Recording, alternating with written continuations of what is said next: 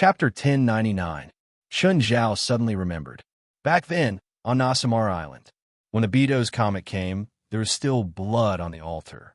The blood of the San Siko family. Chun Zhao remembered that Harris, Adam, and Ava had all released their blood. Wait, no. Their blood wasn't to activate the white key, but to draw out the red key. According to Harris, the white key used to be Nasamara's copper. Everyone could use it. The only difference was whether they had a special bloodline or not. So, only the San Siko family could use it. Because everyone could use it, the San Siko family wanted to create a key that only the family could use. The way to use Nasamara's all was to pierce someone's palm and stain it with blood. It would determine the person's bloodline and stimulate the awakening of the bloodline. In other words, the problem wasn't the Beidou's comet, but blood. More accurately, it was reacting to demon blood. Chun Zhao cut his right palm and dragged the wound. He dripped the blood from the mouth of gluttony onto the white key. The white key started absorbing Chun Zhao's blood. However, the white key only absorbed it. It didn't have any other reaction. Chun Zhao sat on the ground and stared at the white key for a long time. Suddenly, he had an idea. From the current situation, the white key didn't just activate someone's bloodline. It also absorbed it. It absorbed someone's special bloodline, transformed it, and then returned it to the user. What was the point of doing this? The Agama Bridge, Nasamara's path to heaven. The key wasn't to take people somewhere. It was to elevate their bodies or souls. Why did the San Siko family use the blood of tens of thousands of people to make a fake key? There were two possibilities. One was that someone told them to do this. The other was that they'd researched it themselves. Why did they research it? Because the Nasamara all was bloodthirsty. It sucked blood, so the San Siko family thought that they could use blood to create the red key. And a lot of blood. The Nasamara all needed to absorb a lot of blood, and human blood wasn't effective. It needed demon blood, a lot of demon blood to truly activate the white key. It seemed that he had to go to hell soon. Wasn't Beelzebub, Zophi waging war on other territories? In that case, he would definitely be able to collect a lot of evil demon blood. He could use this opportunity to verify his conjecture. Chun Zhao walked out of room 01. The people from the association were more diligent today. Henry was directing the work of the captives. He was now the manager of the association. Although he was not an official member, he was still an official. President, can you give me the deep abyss demon you caught last time? Harad asked, approaching Chun Zhao. Sure, but you have to tell me what you want to do with the fiend abyssal demons. I want to use it to make my corpse demon. You can turn abyss demons into corpse demons? Chun Zhao asked in surprise. After all, Chun Zhao could also use the dark serum to control the demons, just like how he could control the two mothers. But this way, he would need to use up a large amount of dark serum, which wasn't worth it. Thus, Chun Zhao wasn't interested in the demon's corpse. Chun Zhao preferred monsters that weren't very big, but were very powerful. For example, the mother's body had extraordinary combat power. Of course, Chun Zhao's control could only use the speed and strength of the monster's body. He couldn't use other abilities. Harad shook her head. I don't have enough power to control it yet, but I want to take it slow. I'll deal with the corpse demon first, and then control it when I'm strong enough. Okay, put the demon's corpse in the basement. After all, it's too eye-catching. Just then, Chun Zhao's phone rang. Hey, Steven, how come you're free to call me today? Chun, where's Wang He? The crew is going to start work in a few days. I need him to report. I'll tell him to go today. Oh, and you said last time that you're going to introduce me to the crew. Okay, I'll bring him over. I'll give you the address. Call me when you get there. Gaia. Chun Zhao turned around and called into the building. Gaia poked her head out from the rooftop. What? Where's Wang He? You and him have to report to the crew today. Oh, he's in my gym. Gaia jumped down from the rooftop. The 4-story height posed no threat to her. Gaia couldn't fall from a height of a few hundred meters without getting hurt. However, it shouldn't be difficult for her to fall within 30 meters. Chun Zhao and Gaia went to the gym together. Hey, Wang He's over there. Chun Zhao looked over and saw Wang He practicing his punches against a sandbag. It had to be said that in just over a month, Wang He seemed to have been reborn. His sweatshirt was completely soaked and his skin was darker. Wang He probably wouldn't be able to be a little fresh meat anymore after returning to China. However, he already had a good foundation, so he looked even more manly now. It seemed that he did have a tough and resolute temperament. Wang He, Chen Zhao called out. Wang He turned his head and looked at him. Mr. Chen, why are you here? Steven's crew is going to start filming in a few days. You have to report to the crew. Come with us. Oh, okay. I'll clean up. Wang He had really changed. In the past, he would need at least an hour to put on makeup. Now, he only needed 10 minutes to wash up and change. Then he would change into a celebrity's suit, cap, and sunglasses. This was overseas, and not many people knew Wang He. However, ever since Wang He was chosen as the male lead in Steven's new movie, Wang He's news in China never stopped. Many entertainment media outlets sent reporters to Los Angeles to look for him. In the car, Chen Zhao would occasionally observe Wang He from the corner of his eyes. Compared to his previous flamboyance, Wang He was more reserved now. More accurately, he was more mature now. Gaia is also the martial arts director. If you have anything you don't understand during filming, you can ask her. Ms. Gaia, please take care of me in the future. Wang He wouldn't run away anymore. At the beginning of training, Wang He had been thinking about how to avoid training almost every day. However, ever since he was severely punished by Gaia, Wang He knew that he couldn't escape. Soon, the crew arrived. The security guard didn't recognize Chen Zhao's car, but he recognized Chen Zhao. Chapter 1100. Chen Zhao had been to 2 or 3 film crews before. He was basically familiar with the filming process. Wang He didn't report to the crew today because they were going to start filming. Instead, he was familiar with the director, the crew, and the other actors. That way, he could film better. Hi, Chen, you're finally willing to appear before me. I think you've been missing recently. Seeing Chen Zhao, Steven walked up and gave him a warm hug. Steven, let me introduce you to my combat coach, Gaia. In addition to being the director of movements for the crew, she can also be used as the crew's security. Unless it's the Department of Defense that comes looking for trouble, I think she should be able to solve all problems. Hi, Ms. Gaia. We've met before. Steven walked up and shook hands with Gaia.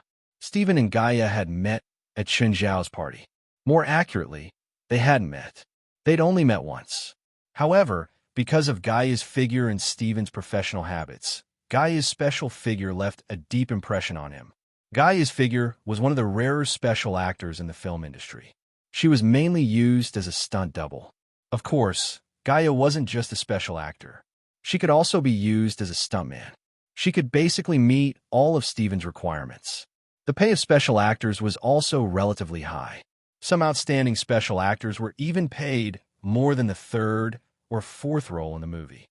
Ms. Gaia, I have no problem with your abilities, but there are some things you must know. We're shooting a movie.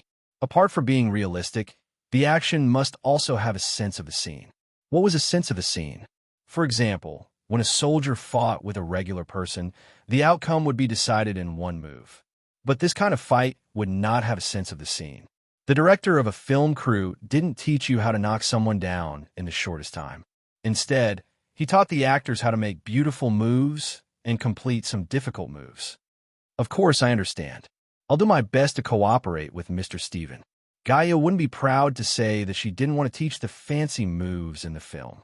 Stubborn people weren't easy to get along with. Movies were movies, but fights were fights. Ms. Gaia, if a person wants to climb up to a 5-story building in the shortest time, what should they do? What tools do they need? Steven trusted Chen Zhao, but he still wanted to test Gaia. After all, he attached great importance to movies. Chen Zhao smiled but didn't say anything. He looked at Gaia. I can demonstrate, Gaia said. Demonstration? Steven was surprised. Chen Zhao leaned close to Gaia and whispered, try to be fancy. Don't be too direct. I know. Gaia looked around. What do you think of this building? Next to the crew was an office building that was 8 or 9 stories high. Isn't that too high? Steven asked. After all, if he made a mistake, he could easily get hurt. Gaia hadn't signed the contract yet, but she was still his friend. So if Gaia got hurt because of a demonstration, it would be hard for Steven to stand by and watch. I won't. Gaia walked up to the office building and studied it. Then Gaia sprinted and stopped 2 meters away from the office building. Gaia suddenly exerted strength and leaped onto a 2-meter-tall trash can. What an amazing jumping ability. Steven's eyes lit up. Gaia didn't stop. She jumped toward the window on the 2nd floor and put 1 foot on the window. But Gaia only used the momentum to jump up and grab the air conditioner on the 3rd floor. Then she leaped up and did a somersault in the air. She was already on the 4th floor. The whole process took less than 30 seconds. Steven and Wang were already dumbfounded. But Gaia didn't stop. She continued climbing. In the process of climbing, Gaia kept playing all kinds of tricks. Soon, in a minute and a half, Gaia was on the roof of the office building. "Ms. Gaia, it's done. Come down." Gaia glanced at the outer wall of the office building. Then she grabbed a drainage pipe and slid down, landing smoothly on the ground. Steven's face was bright red. He was clearly very excited. "Ms. Gaia, when can we sign the contract?" One had to admit that Gaia's performance was too amazing.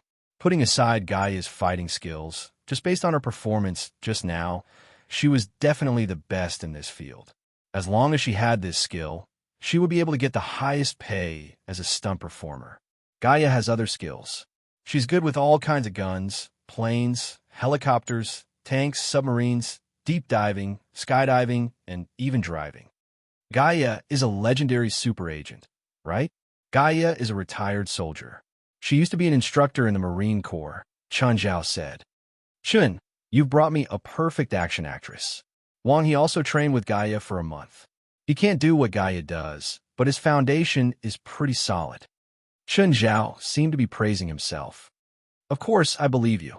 Steven was indeed worried that Chun Zhao was doing him a favor. But their movie this time was an action movie. Choreography was a very important job. Steven was worried that if the person Chun Zhao recommended didn't pass, it would be troublesome for him. Now, Steven wasn't worried at all. Gaia's job in the crew wasn't as simple as acting. She could also act as military director. For example, she could give the most professional guidance on what equipment the police used, the army used, and the bandits used. For example, she could point out what was reasonable and what wasn't for an operation. In the police and action movies we usually watch, there is actually a lot of research on what equipment the characters used. Ordinary people might not be able to understand it, but film critics or even some military experts could understand it. Or how a regular person made a bomb would require military experts to explain. "Gaia, how about a role in the movie?" Steven asked. "I have a great idea. You could be the Easter egg in the 1st episode and lead to the character in the sequel. Maybe you'll be the big boss in the 2nd episode." Chapter 11:01. Steven and Gaia chatted happily. It was obvious that they wanted to work together. Steven could accept most of the basic conditions. Coupled with Chun Zhao's face, Steven accepted it without hesitation. Because Gaia and Wang He needed to stay on set and familiarize themselves with the environment, Chun Zhao left alone. Chun Zhao went to Marina Restaurant mainly to see how it was doing. Marina Restaurant was doing well. Chun Zhao didn't need to check the accounts every day. It made about $300,000 to $400,000 of profit every month. Chun Zhao only needed to go to the restaurant once a month. The accountant would also send him the bills every month. Marina Restaurant was a very high-quality business. Without Amira's help, Chun Zhao wouldn't have been able to buy 60% of Marina Restaurant's shares. Of course, as Chun Zhao's partner, Nafat Twain didn't lose money. After all, he'd gotten a good deal from Amira. When Chun Zhao arrived at the restaurant, it was noon. There were quite a lot of people, but there wasn't a long line like last time. The restaurant would only have so many customers during business hours in the evening. Chun Zhao sat at the counter and chatted with the staff, learning about the restaurant. Just then, someone patted his shoulder. Turning around, Chun Zhao saw that it was Li Qiong, but there was a man beside her. "Old friend, why are you here?" Li Qiong was confused. If Chun Zhao was a customer here, he wouldn't be sitting at the counter. "Oh, I came over for something," Chun Zhao said. Hi, I'm Max." The man reached out to shake Chun Zhao's hand. "A blind date," Li Qiong said in Mandarin. "He looks good. I wish you success." "Thank you, but I won't chat with you anymore." Li Qiong knew her limits. She was dating Max. She couldn't leave him aside just because she'd met Chun Zhao. After the two sat down, the waiter came over to take their orders. Lee, is that gentleman your ex-boyfriend? Max asked. No, he's my high school classmate, Li Qiong answered. Li Qiong replied, but I haven't seen him for many years. It should be 10 years. Good. Looks like he's not my competitor. Max was quite humorous. Li Qiong was a little surprised. After interacting with Max, she felt that he was a very confident person. Moreover, Max's conditions were enough to support his confidence. He graduated from a prestigious university and was now a senior executive of a company. Coupled with his good looks and humorous way of talking, it was hard to imagine what would happen next. Do you know him? Li Qiong asked. No. Max shook his head. Then why are you worried that he will become your competitor? Didn't you see the account book of this restaurant in his hand? He's a partner or owner of this restaurant. At least he's rich. The person holding the account book might not be the partner or the boss. It could be the accountant. After saying that, Li Qiong paused. She remembered that Chun Zhao was a professor at UCLA and a medical major at that. It was impossible for him to become an accountant of a restaurant. After all, an accountant needed an accounting certificate. Li Qiong suddenly realized that she couldn't understand Chun Zhao anymore. In high school, this boy was not good-looking and did not have outstanding grades. When they met again, it was as if they didn't even recognize each other. He was also so successful in his career. It was much better than she had imagined. The person standing behind the counter is the manager of the restaurant. Do you think a regular accountant can make the manager stand across from him while he sits? Just then, a waiter came to the table with a plate of Australian prawns. This isn't what we ordered, Max said. Hi, Mr. Chen treated you to this. Li Qiong looked up at the counter, but Chun Zhao had already left. Li, are you sure your high school friend isn't interested in you? He already has his own family. Fine. Max smiled bitterly. Oh, my company has an event this weekend. Are you interested in going with me? What event? Li Qiong had a good impression of Max. At least Max met all three of Li Qiong's requirements. He was young, rich, educated, and good-looking. However, Chun Zhao kept popping up in Li Qiong's mind. She always felt that Max was a little lacking compared to Chun Zhao. It's an executive party at Michelle Manor. Sorry, I'm afraid I don't have time this weekend. Li Qiong rejected in a roundabout way. Fine. Max was smart and didn't continue pestering her. Max, I'm curious. Why would a man like you listen to your family's arrangements and go on a blind date? You don't seem like someone who lacks women. Before I was 25, I had a lot of experience in relationships, but after that, I completely focused on work. As a result, I've been single for the past 3 years. My parents want a grandchild. Okay, I don't mean to treat women as birth machines. I just think that it's time to start a family. I thought it was only in China that parents would urge their children to get married. What about you? You don't seem like a woman without any pursuers. Contrary to you, I've been looking for a job. I don't have time to think about it. I have time to focus on relationships. Li Qiong had been looking for a job recently, but it was really difficult to find one that satisfied her. Her education was neither high nor low. The positions that required her were either not qualified enough or the pay was too low. She didn't like them at all. Coupled with her lack of work experience, many jobs had passed her by. Li Qiong hadn't worked since graduation. Either the pay was low, the position was low, or she wasn't qualified enough. Our company is looking for a business manager, Max said. If you're interested, you can try. Of course, I don't have the final say on this. Okay, thank you. For the weekend party, you can also go and meet the executives of our company. That way, you'll have a better chance of passing the interview.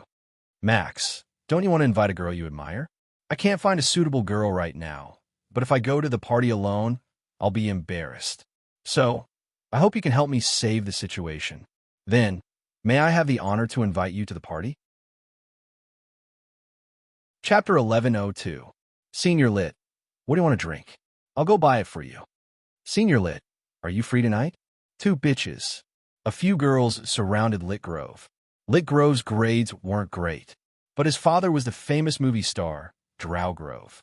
Moreover, when Lit Grove picked up girls, he would always use his father's name. He would also tell girls that he would invite anyone to a celebrity's party. Plus, with his outstanding appearance, he always had a group of fangirls in school. Every time Lit Grove came to school, many girls would fight for his affections. Li Mu and her best friend, Vestana, sat on a bench in the school. Lit Grove and a few girls walked past them. Vestana, who's that guy?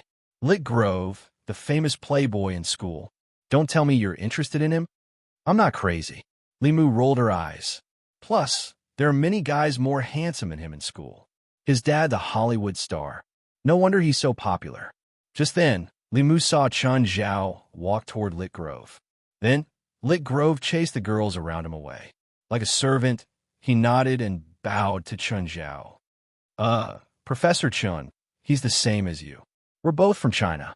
You know him? Li Mu asked, surprised. Professor Chun is the person our school can't afford to offend. Why? The boxing club has spread the word that anyone who messes with Professor Chun at school is their enemy. Is Professor Chun familiar with the boxing club? The boxing club star, Tiger, is a student. Tiger? That Tiger who won last year's WBA championship belt? Yes, that's him. Teacher. Lit Grove immediately became obedient when he saw Chun Zhao. Ever since he heard Eris talk about their experience at sea and on Nasamara, Lit Grove was very unwilling. He also wanted to experience this kind of adventure. When this experience came out of the mouth of others, it seemed very thrilling and exciting. Chun Zhao fought against an old which would live for more than 300 years. It made Lit Grove's blood boil with excitement.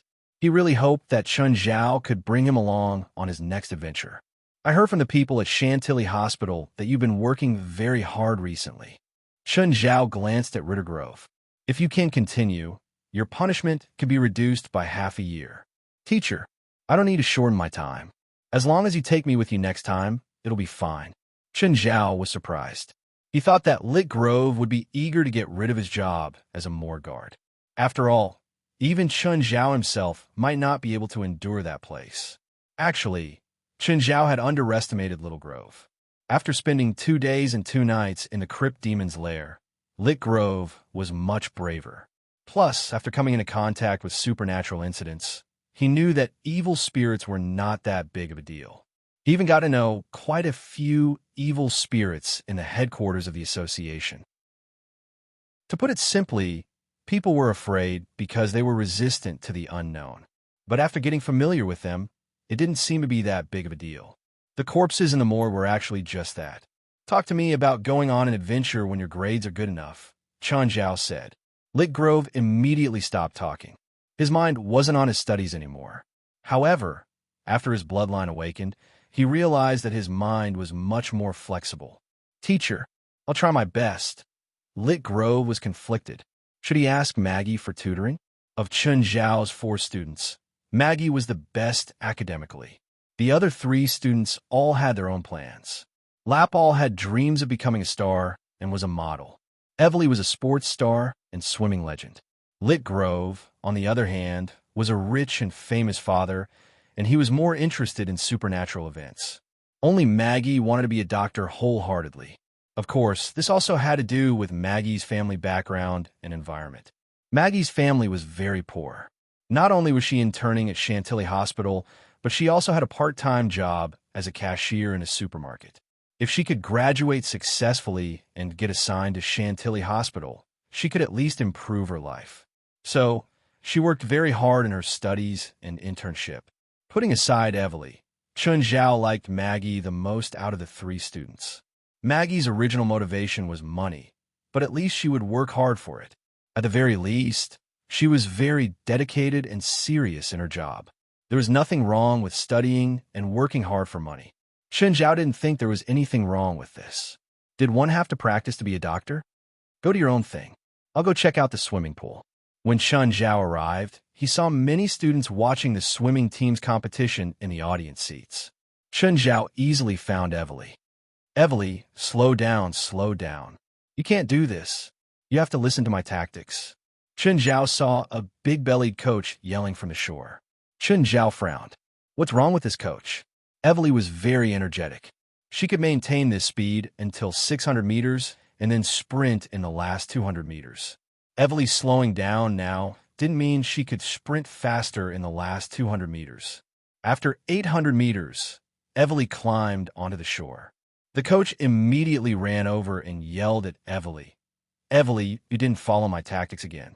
Evely, on the other hand, was drying her hair with a towel. She ignored the coach's chatter. "Your tactical arrangements have lowered my time by at least 20 seconds. You don't understand. You're not used to my rhythm yet. After you get used to it, you'll swim faster than your original time."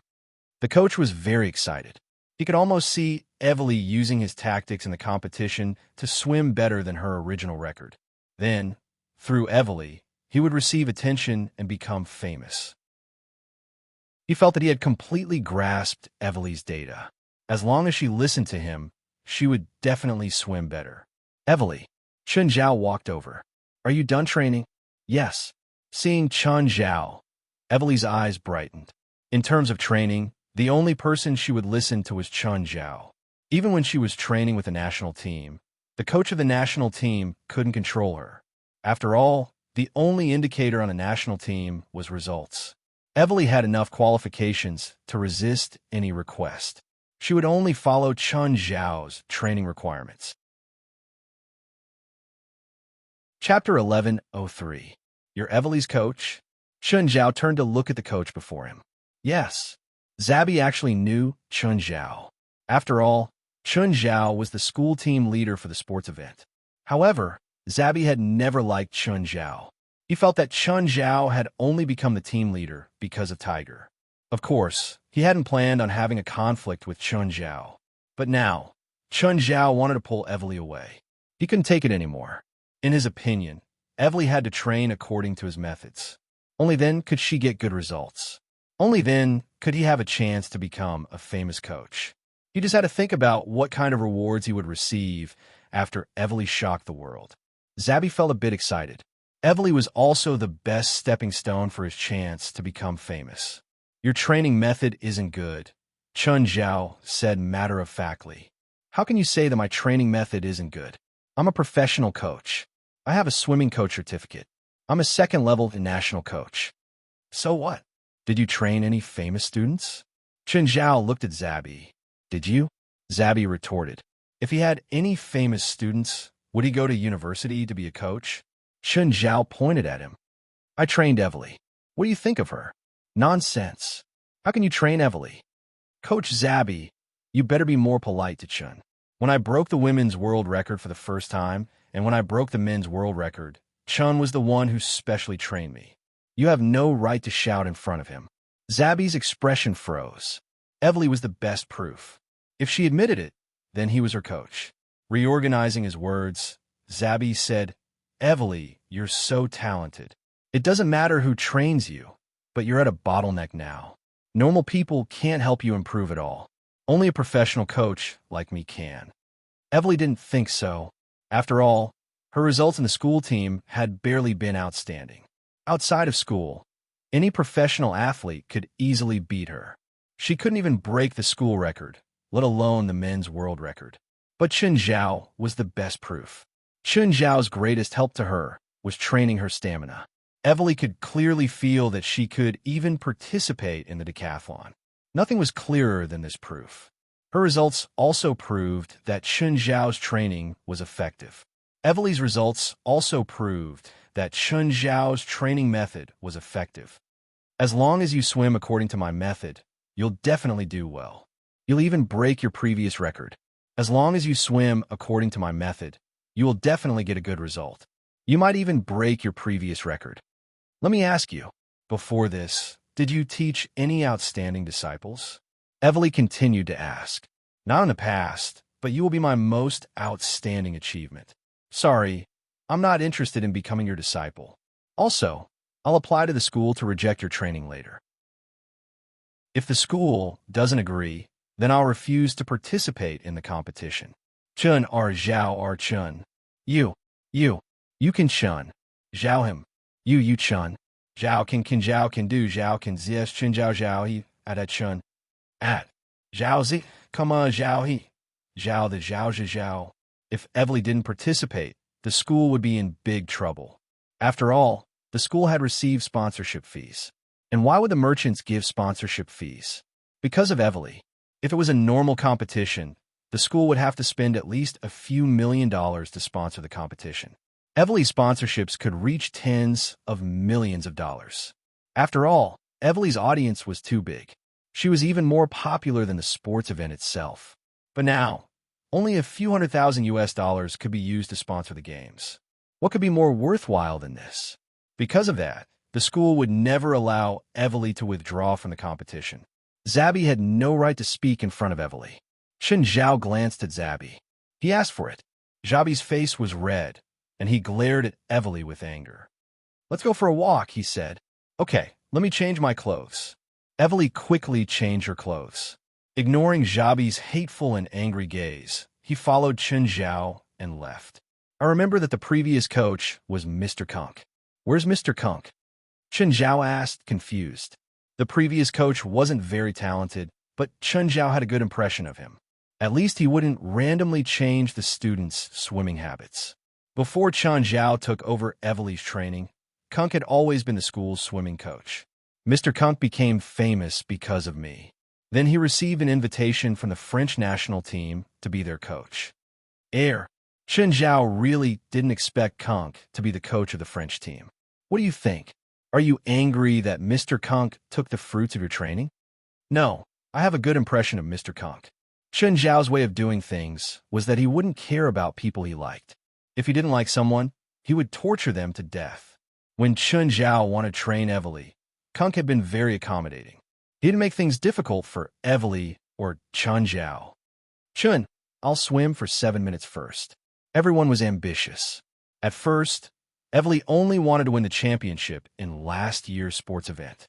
Who knew that she would swim a world record? Of course, the world record back then didn't count. After all, the sports event wasn't an international competition. However, Evely had entered the national team because of that. Then, her journey to the top began. When she broke the men's world record, her reputation reached the peak. But now, she wanted to improve further. But her current result was already very scary. After all, her best record was 12 seconds faster than the men's world record. What else would she do now? Either he would change the event, or he would completely trample on this record. Chen Zhao wanted to refuse instinctively. Evely immediately added, 10 days, $10 million. Are you paying, or is your family paying? Chapter 1104. To be honest, it was hard for Chen Zhao to reject the price. However, Chen Zhao did not agree immediately. "Evely, even I'm not confident that I can help you swim for 7 minutes. I want 10 million for 10 days of training," Evely said. "I don't mean that you have to help me swim for 7 minutes." "Fine, I really can't reject your price." In the end, Chen Zhao gave in to the evil money. "Then when do we start training?" "The sports meet starts on the 27th, Chen Zhao said. "Let's start training next week. You can use the sports meet to prove your results." "Oh, why don't you switch to other swimming events?" "I don't want to tire myself out," Evely said. Evely was actually very similar to Chen Zhao. They were both hedonists. If she participated in other events, such as 100-meter freestyle, 200 m, 400 m, or even 1500 m, she was confident that she could win the world championship. She was confident that she could win the world championship and even the world record. However, it was very difficult for her to beat all the records like 800-meter freestyle. If she won the other championships, it would not necessarily be the icing on the cake. If she regretted it, it would drag down her current reputation. Her manager thought so too, unless Evely could greatly improve her results in other events. "You could try other events so that you won't lose interest." "Okay, I'll try the 400 m and 1,500-meter freestyle events this time." "That's right. At least I feel like my training is paying off. 10 million for 10 days. 1 day is 1 million. I don't think there's anything more convincing than this. I still hope that you can prove the results of my training with your results." "Oh, there's a party this weekend. Come with me." "I want to sleep at home," Chen Zhao said honestly. "Please," Evely said. "I need someone to help me block some disturbances." "What kind of party?" "It's an executive party for my endorsement company." "Why would you accept a party like that?" You should at least have a student party. I can't help it. The price they offered is too high. It's so high that even I can't refuse it. Although their party is an executive party, it's actually a negotiation between their company's boss and their business partners. I'm actually there to support their company and the appearance fee of $1 million US. Do I have any reason to refuse? Chun Zhao couldn't help but click his tongue. Was it really that easy for top athletes to earn money? He was actually paid $1 million to attend a party. It was even faster than the speed at which he earned money. Why don't you find a bodyguard to go with you? He could be your male companion. Don't you think that teachers should protect their students? Just this once? Just this once, I promise you. All right, give me the address. As my partner, you should at least pick me up with a car. My cargo truck. Are you sure you want to pick you up? Didn't you drive a sports car before? Although it's my girlfriend's car, it's definitely the worst thing I've ever bought. Ever since my girlfriend got pregnant, we've never driven that car again. It's not as comfortable as the minivan. The pursuit of a sports car was perfection in appearance and extreme power. Although they've been constantly improving the interior experience, there was only so much space, and it was still unable to truly allow the driver to experience true comfort. Forget it, come and pick me up. You could drive a car from my house. I don't want to go to the party in a small truck. Can I refuse? You've already promised me. If I knew this would happen, I would have refused you directly.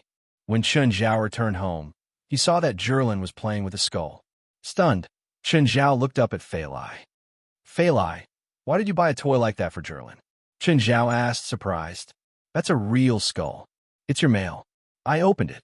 When Jerlin saw it, she snatched it and played with it herself. If I forcefully took it away, she'd cry. Chun Zhao opened his mouth and turned to look at Jerlin. The skull was 1/3 of Jerlin's size. To be honest, Jerlin looked pretty cute hugging a skull. But the key was this thing was a skull. Even Chun Zhao didn't want to hug a skull. Of course, he didn't want Jerlin to hug a skull either. Which Asterisk Shoal sent it to me? It's there. It's the same woman called Vanity from last time. Chun Zhao's face darkened. This woman had mailed him the metal object last time. He'd thought it was a treasure map, so he and Fei Lai went out to sea to find it. In the end, it was a huge hole. This time, she'd mailed him a skull. What was she trying to do? Did she have to mess up his life? Jerlin, give this to Daddy. No. It's Jerlin's. Jerlin hugged the skull and ran out. Chun Zhao chased after her and grabbed her by the back of her collar. No, don't take Jerlin's. Give it to me. Chun Zhao snatched it by force. He didn't know if it was dangerous. Chun Zhao really didn't feel safe letting Jerlin hug it. Daddy, give it to me. Jerlin burst into tears. Chun Zhao handed Jerlin to Fei Lai. Fei Lai, in the future, don't open anything from this Vanity woman. Who knows what's inside? At least open it when I'm around. Who's this Vanity? An explorer? I've gone on 2 expeditions with her. Anything she sends can't be normal. Could there be some magic or curse in it? Fei Lai also felt that she'd been too rash. She hadn't thought about it at first, because Chun Zhao would open packages for her before.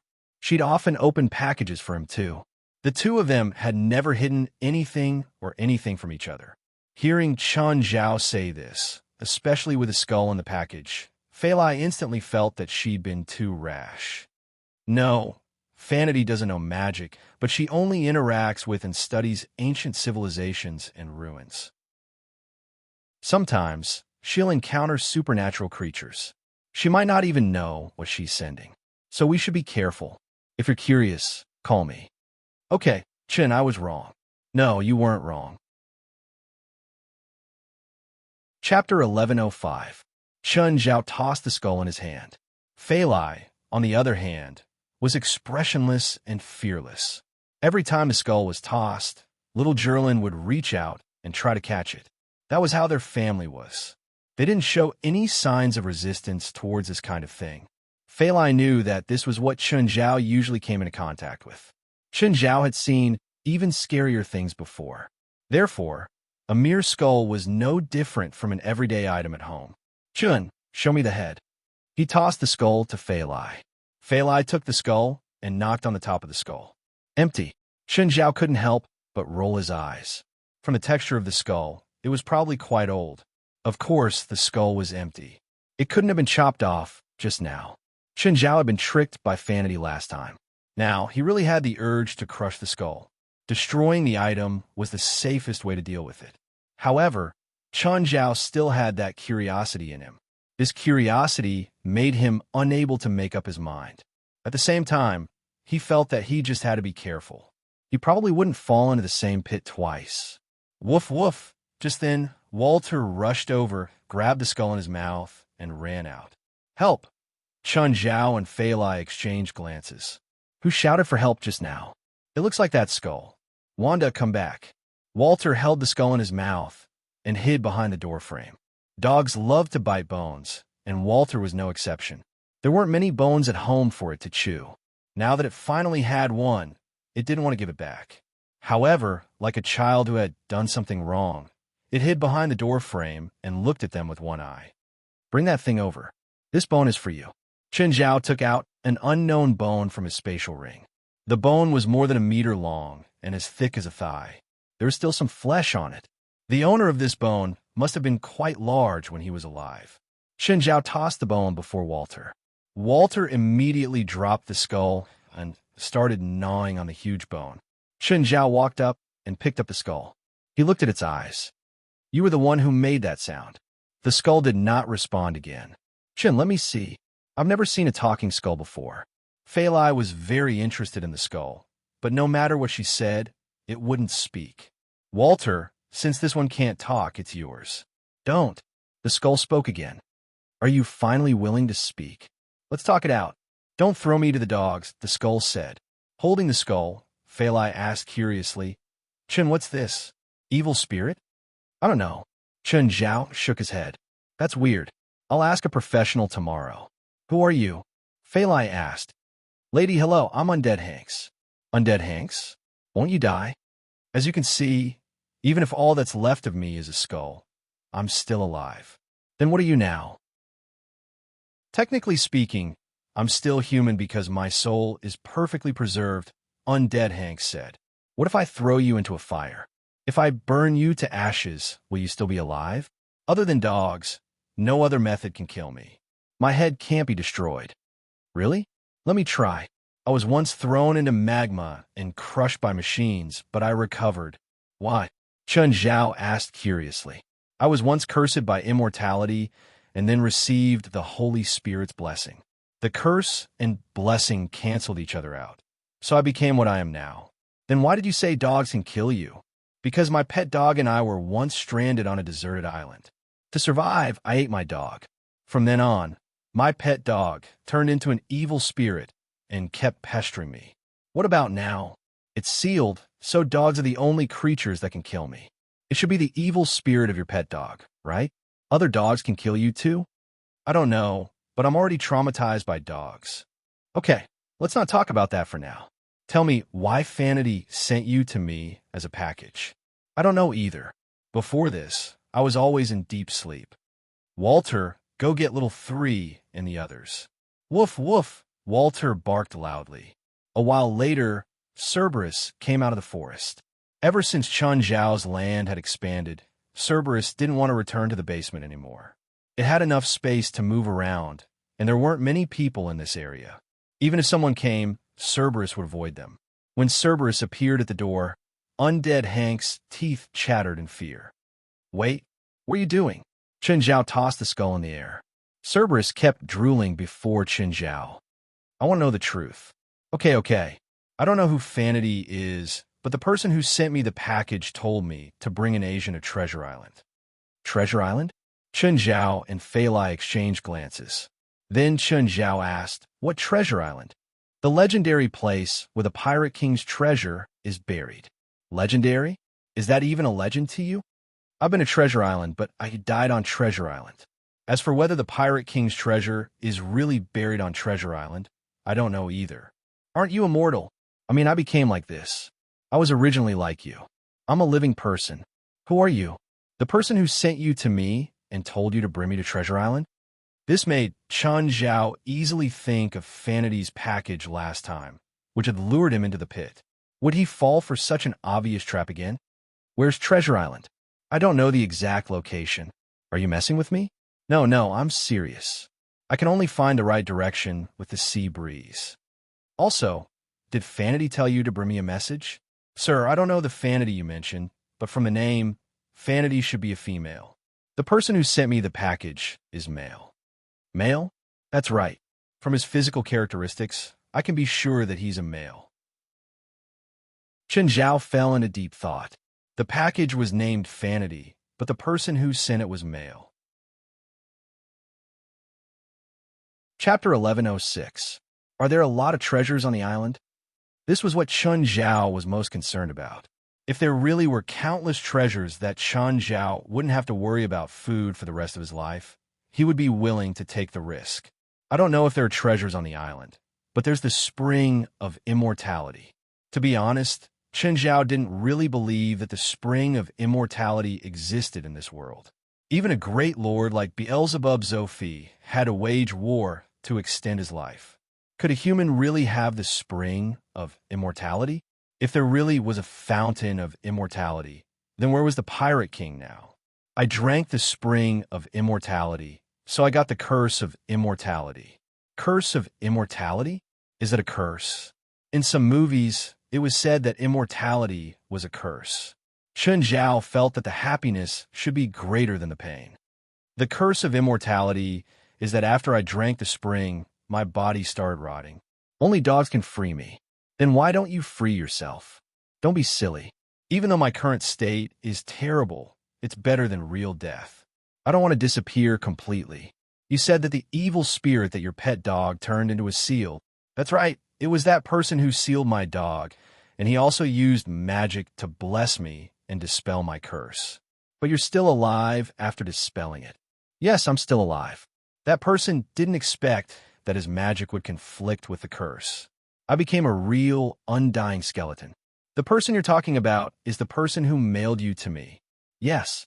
In other words, that person actually knows the location of the island. I don't know. He found me and used a blessing spell on me. After that, I lost consciousness. When I returned to human society, 100 years had passed. I realized that the entire world had become unfamiliar. 100 years. 100 years ago, I was a very famous explorer. In the past, I was called the Great Hanks by the public. You've been on the island for so long. What dangers are there? Crazy and dangerous plants, giant snakes guarding the ruins, blind eyes wandering by the sea, upside-down palaces, and some evil hidden underground. Tell me in detail. No matter how the plants on Treasure Island are destroyed, they will grow back in a very short period of time. I once tried to ignite all the plants on the island, but I couldn't do it at all. I lit a large area, but the fire quickly extinguished itself. Then, the burned plants will grow back in a few hours. These plants will take the initiative to attack living things. Hank said, then there's the big snake that guards the ruins. It's a super big snake, a monster snake that you've never seen before. It is said that they're the souls of the Pirate King's crew. They wander along the coast every night, as if waiting for pirate ships to come again. But every time a ship comes, they will swarm and kill those who disembark. They are very aggressive and stealthy at night, but they hate light very much. As long as you hold a torch in your hand, you can disperse them. There's also the upside-down palace. And what's the evil hidden underground? I've seen a palace hanging upside down in the sky on Treasure Island several times, but it soon disappeared. Are you sure it's not a mirage? I'm an explorer, Undying Hank said seriously. Of course I know what a mirage is. I can tell you very clearly that it's not a mirage, because every time the upside-down palace appears, some rubble, building stones, or scraps of buildings will fall from the sky. As for the evil hidden underground, that's what that man said. He came to the island and found me. He originally wanted to go deeper into the island, but halfway there, he suddenly stopped. He said that there is a terrifying and evil existence hidden under the island. If he goes deeper, he will wake up the evil existence. Is that all you know? Actually, although I've been on Treasure Island for decades, I've only been to the Fountain of Immortality. I don't dare to go deeper into the island. In other words, you've never seen the so-called Pirate King's treasure? Nope. Chen Zhao immediately lost interest. The only thing that kept Chun Zhao asking was the treasure. If the treasure was gone, what else was there to pursue? The fountain of immortality? What was the benefit of turning into Hanks? He might as well just die. However, Chun Zhao was more interested in the man. First, he knew the location of the island. Second, he was related to Fanity. Moreover, he was a psychic. At least he knew how to use blessing magic. This person might be Fanity's team member. He already knew Chun Zhao, or he'd gotten information about Chun Zhao from Fanity. But why did he want to trick him to go to Treasure Island? Chun Zhao always had an idea. There are always people who want to harm me. Chun Zhao was never stingy when it came to people he didn't know or wasn't familiar with. Chun Zhao thought of the island from before. There was a large amount of demon gold stored in the cave. The demon gold had also been cursed and was filled with an ominous aura. Some of it had even ended up in Los Angeles and was stored in a safe at Citibank. Suddenly, Chun Zhao thought a question. Who stored the cursed demon gold in the bank? Could it be the person who lured him to Treasure Island? Chun Zhao didn't want to be led by the nose anymore.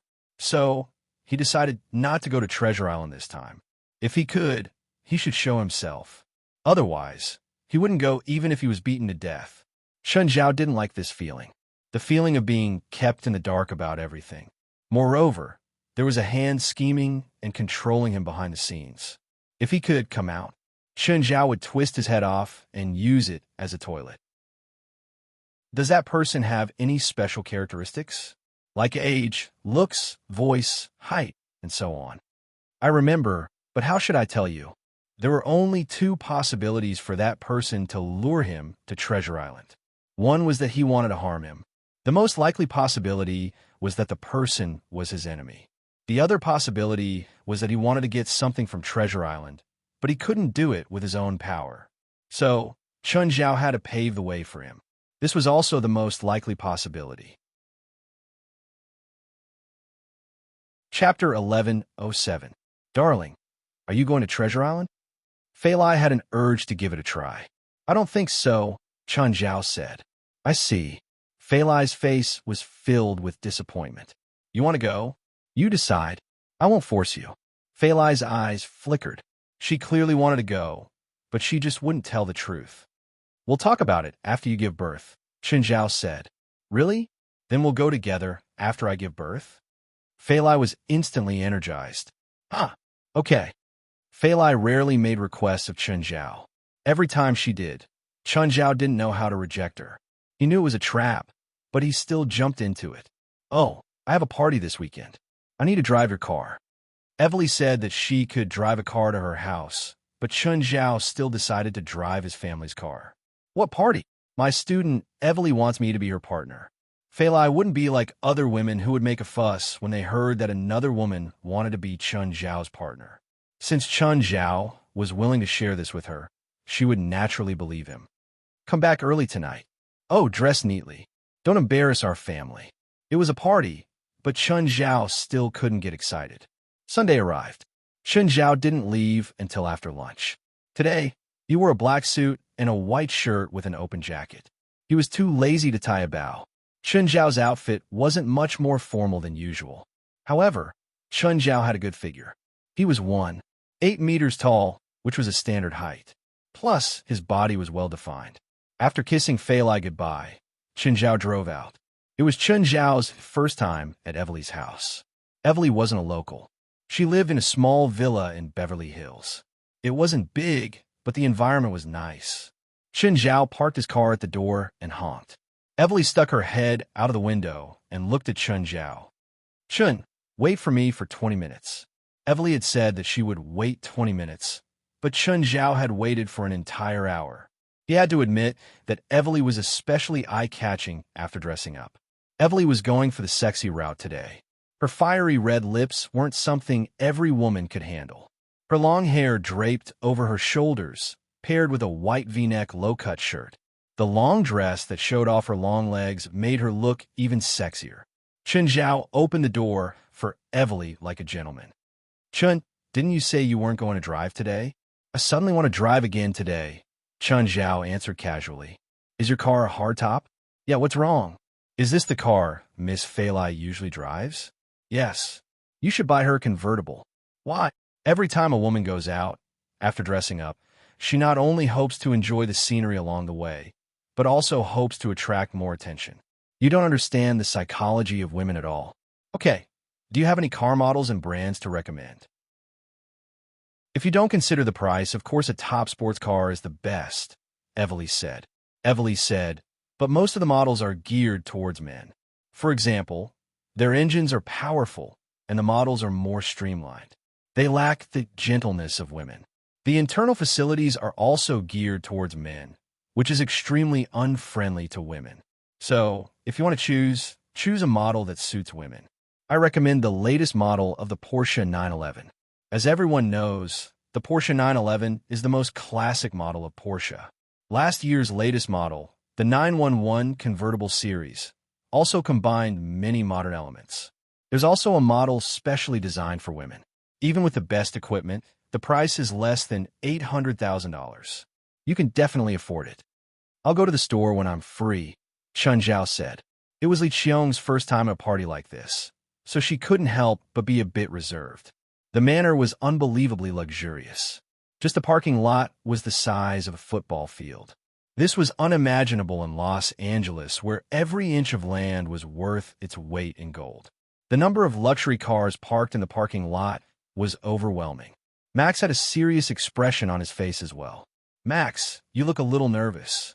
Of course I'm nervous. 90% of the guests here are in high positions. Just then, a voice came from behind them. Hi, Max, you're here too. Max turned around and realized that it was his boss. Hello, Mr. Andrews. Hello. Is this beautiful lady your girlfriend? Yes. Okay. I'm really disappointed that I missed such a beautiful lady. I'm leaving now. Have fun. After Andrews left, Li Qiong asked, Is that your colleague? He's my boss, a client manager. All the clients he handles are worth tens of millions. What's a client manager like him responsible for? He mainly manages his clients' assets, but he also helps them with their finances and investments. Max said, take Mr. Andrews, for example. He has 6 or 7 clients with assets worth tens of millions of dollars. If a client needs to buy something, such as a house, land, or a yacht, he will come forward to negotiate with the seller and help the client get the best price. Then he will get a commission of 10% or more from the discount he helped the client get. What do you manage in the company? Li Qiong asked curiously. I'm in charge of credit cards, Max said. Mainly high-class clients, those with assets of around $1 million. Li Qiong silently memorized Max's words. She was also ambitious and wanted to achieve something in her career. Although her family was considered wealthy, and her parents opened a fireworks supermarket, which also earned a considerable amount of income. But that wasn't the life she wanted. The education she received, coupled with the strong sense of feminism in the United States of America, was very good. Li Qiong was also influenced. She also dreamed of becoming a strong woman in movies and TV shows one day. But she was rejected time and time again. She was a little disheartened. Just then, 2 people walked over from behind. Li Qiong walked past them. Li Qiong looked up. It was Chun Zhao. Why was he here? Was he here to attend the party too? Chun Zhao. Chun Zhao turned around and saw Li Qiong and Max. Li Qiong, why are you here? Chapter 11:08. Evely, it's you? Max suddenly realized that Evely had come with Chun Zhao. He knew that Evely was the spokesperson of Citibank. She had signed a 3-year contract with $80 million. However, he didn't expect Evely to come to the party. What was even more unexpected was that Chun Zhao was Evely's boyfriend. Li Qiong was also very shocked. Of course, she knew Evely. Almost everyone in the world who didn't know Evely was dead. There was probably no one who didn't know Evely. Hello. Evely replied indifferently. Is Evely your girlfriend? Li Qiong asked curiously. Evely held Chun Zhao's arm. Chun Zhao shook his head. No, she's my student. Li Qiong really didn't expect the world-famous swimming legend to be Chun Zhao's student. Chun, let's go in. Li Qiong, we'll go in first. Oh, okay. Bye. Looking at Chun Zhao and Evely's backs, Li Qiong was a bit disappointed. Your classmate has such a powerful background, Max murmured.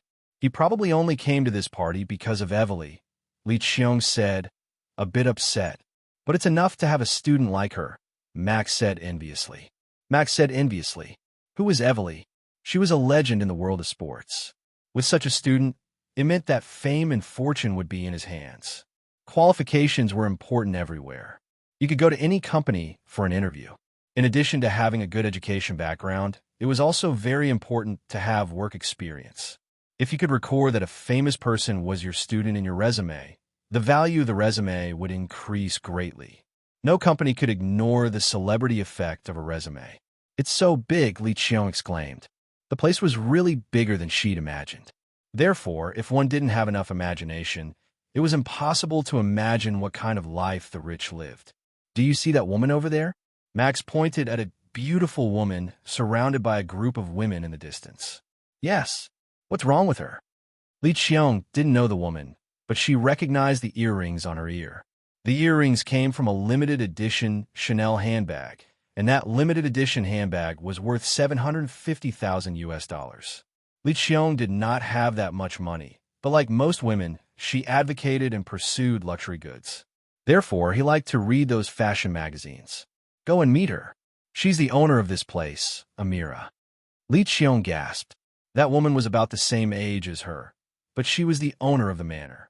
She's the daughter of the major shareholder of Citibank's board of directors, and the only heir of the billionaire Depp.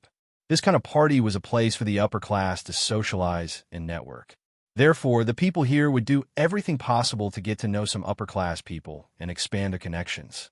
Li Qiong took a deep breath, picked up a glass of wine from the servant, and was about to walk towards Amira. But at that moment, Amelia headed in another direction. Li Qiong also turned around and followed them. Just then, Li Qiong realized that Amira was walking toward Chun Zhao and Evely. She was probably going after Evely. This was good, Li Qiong thought. She could get close to Chun Zhao first, and then wait for Amira to come over herself. Chun Zhao. Li Qiong walked toward Chun Zhao and Evely. Li Qiong, you're developing with Mr. Max pretty fast, Chun Zhao said, smiling. We're not deep, Li Qiong explained.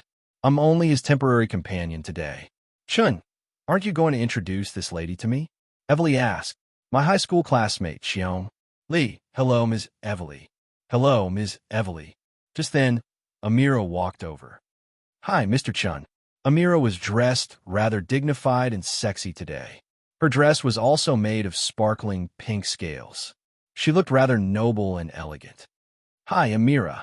Are you here for the party too? Mr. Chun, I'm the owner of this party. Amira rubbed her forehead. This is your house? Chun Zhao asked, surprised. I don't know at all.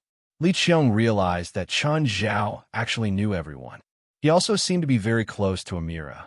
The two chatted casually as if they were friends. Last time, I asked Andrews to send you a message to invite you to the party, but you didn't reply at all. Now you're here yourself, Amira complained. Ms. Amira, don't blame Chun, Evely said. He's here as my shield today. Oh, Mr. Chun, do you know Ms. Evely? She's my student. I didn't expect us to be so fated, Amira said, smiling. Chun Zhao thought to himself, what kind of fate is this? Oh, the shoreline you bought from me last time seems to be under construction. I wanted to introduce you to an engineering company. Chun, you bought a shoreline? Can I swim on your beach in the future? Sure, as long as you're not afraid of the sharks in the water, Chun Zhao said. Li Qiong was a bit dazed. Her high school classmate's wealth was far greater than she'd imagined. He actually bought the entire shoreline? Mr. Chun, have you considered selling your Mirror Lake mansion? I want to buy it, Amira said. Sorry, no. I still want to live there. But you're going to move there after the mansion is built, right? I plan to switch places. I'll live by the beach in summer and autumn, and at Mirror Lake in spring and winter. Li Qiong was a bit dazed. Just how rich was her high school classmate? When she first met him, he seemed to be driving that truck. At the time, Li Qiong had thought that Chun Zhao was just an ordinary teacher. But every time she saw him, she seemed to have a new understanding of him. What a pity. It's such a good place. Amira was a bit disappointed. She'd been to Chun Zhao's Mirror Lake mansion before. She really liked the place. She'd searched all over Los Angeles, but really couldn't find such a good place. There were mountains, rivers, and lakes. The scenery was amazing and the air was fresh. The temperature was also more stable and pleasant than in Los Angeles. She thought that Chunjiao would move after the mansion was built. Chapter 1109. Suddenly, Li Qiong was a little jealous. She had lived in this country for more than a decade, but she couldn't compare to Chunjiao at all. Chunjiao had only been here for a year or so. In the past, Li Qiong felt quite good about herself. She had never been anxious about not finding a job. She felt that she had enough capital to slowly search for it. In any case, if he were to pick and choose, he would definitely find a satisfactory job. But now, she felt a sense of oppression. He didn't even have a job now. However, this once unremarkable high school classmate had already surpassed him in all aspects. She was unable to adapt to such a huge difference. Chunjiao and Amira chatted happily, but Li Qiong felt out of place. Just then, Andrews walked over and greeted them. Miss Amira, Mr. Chun, Miss Evely. Andrews basically knew all the money in and out of Chunjiao's bank account. While he was amazed at Chunjiao's ability to spend money, he was also amazed at Chunjiao's ability to earn money. Especially in the past few days, tens of millions of USD had entered the account. Of course, Chunjiao's spending power was also quite strong. Andrews even felt his heart ache. Chunjiao hadn't used his credit card yet. If Chunjiao used a credit card, his spending limit would definitely be a black card. Moreover, as Andrews' client, he could take a large portion of Chunjiao's commission. Unfortunately, he had too much money. He didn't need credit cards at all. This also made Andrews feel very stifled. But Chunjiao was rich. What could he say? After all, even billion-dollar companies might not have more cash than Chunjiao. With Chunjiao's wealth, it would be easy for him to borrow a few $100 million from the bank. But Chunjiao didn't need it at all. He used as much money as he had. He didn't like to borrow money from the bank. His consumption concept was similar to that of his countrymen. This was also what made Andrews most depressed. If he could think of a way to get Chunjiao to borrow a few $100 million, Andrews would probably wake up laughing even in his dreams. At Chunjiao's level of wealth, he had many high-quality assets under his name. They were all easily converted into cash. They are very welcome customers of the bank. Even if the customer did not want to borrow money, the bank would find ways to make the customer borrow money. In short, a customer who doesn't lend money isn't a good customer. Only customers who owed the bank money were the most welcome customers of the bank. Mr. Chun, Andrews asked, SU's yacht manufacturer is holding an exhibition in L.A. Are you interested in going? I already have a yacht at home, Chunjiao said. I usually leave it at my house and don't really use it. Li Qiong was standing next to them.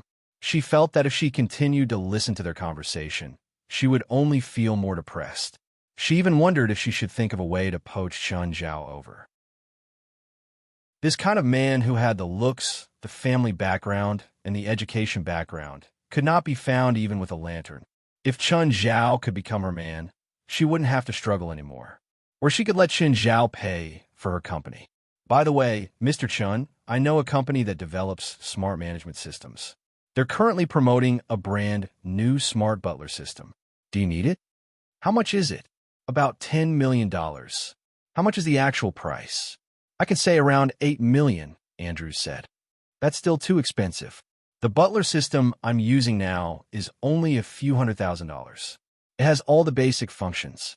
Does the company's butler system have any extra functions? The functionality of this system is definitely better than a system that costs hundreds of thousands of dollars. It is also connected to 2 satellites, including a weather satellite and a surveillance satellite. It can automatically identify the identity of anyone who enters the manor. If an unknown person approaches, it will alert the owner directly. If it is a wanted criminal or dangerous person, it will call the police directly, Andrews said. This system can greatly increase the safety of the family. Then what if I have a friend who can't see the light of day and he comes to my house as a guest? The system will call the police too? Andrews obviously knew what Chunjiao meant. As long as the owner approves, the system won't call the police randomly. Then the surveillance satellite will continuously take pictures of my home and territory? Yes. Then how can my privacy be guaranteed? Only you can download and view all the pictures taken by the surveillance satellite. Even the developer of the system can't see them. This company advocates an efficient and high-quality customer experience. Every customer has a security lock. Without the password, even the company and the owner of the satellite can't see the content. What's the security lock? Chen Zhao asked, confused. This, only the experts in this field can answer. It's a high-grade ASL security protocol. On the side, Li Qiong finally heard a topic that she could join in on.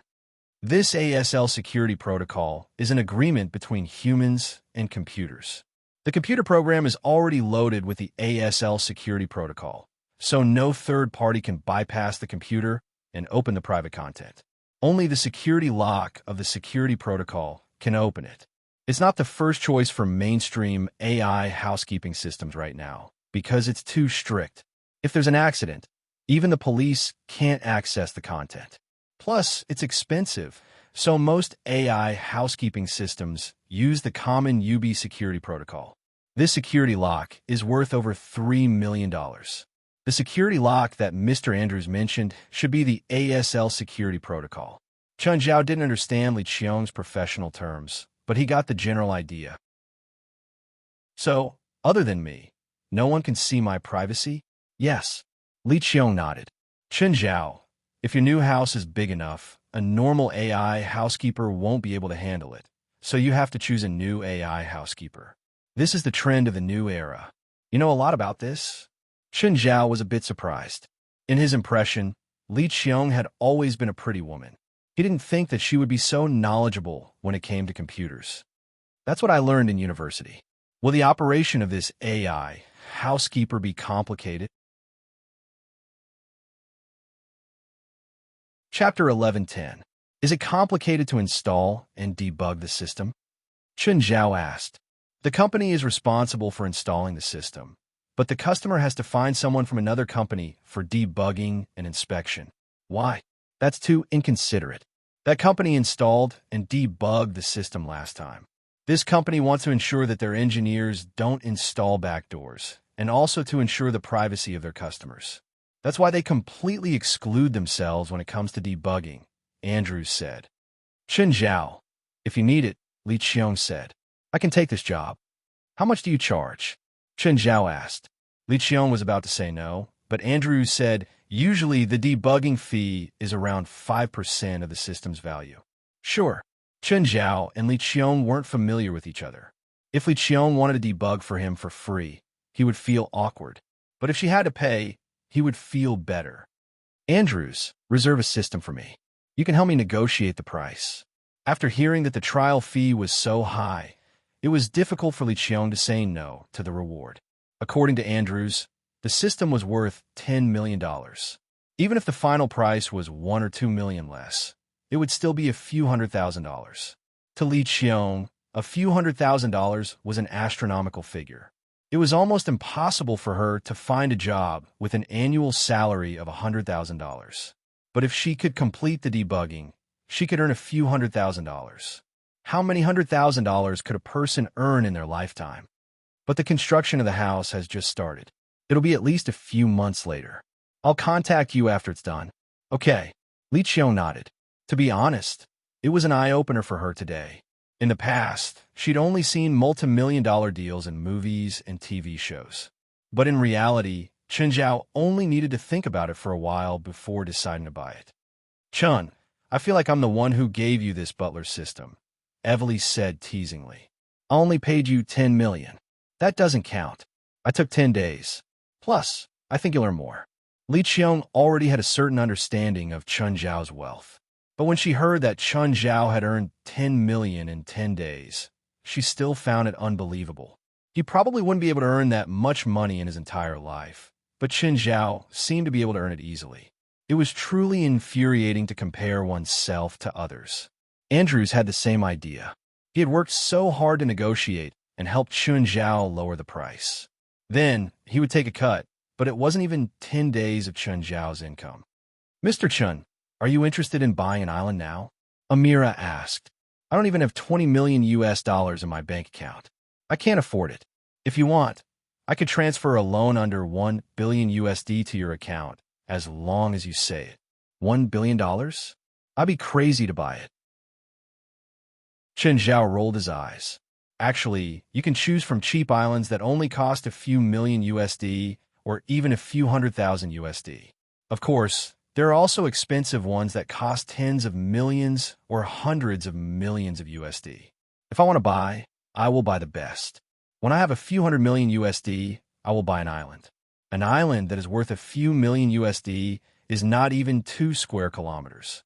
If I build a house on such an island, I will occupy the entire land. Oh, Mr. Chun, Amira said, I have a business that I need your help with. Are you interested? What's it about? Chen Zhao could hear that Amira's tone was a bit repressed. He couldn't help but look up at her. Guys, can you give Mr. Chun and me some private space? The people around her left tactfully. Li Qiong glanced at them a few more times. She was curious about what business Amira wanted to discuss with Chen Zhao. To her, it was most likely a huge deal. There was no one else around, but Amira still lowered his voice and said, My father bought a piece of land in Abilene, Kansas. It's going to be used to build a factory, but the construction stopped because of an accident. What accident? A hole was dug in the construction site, and on the first night, workers mysteriously disappeared.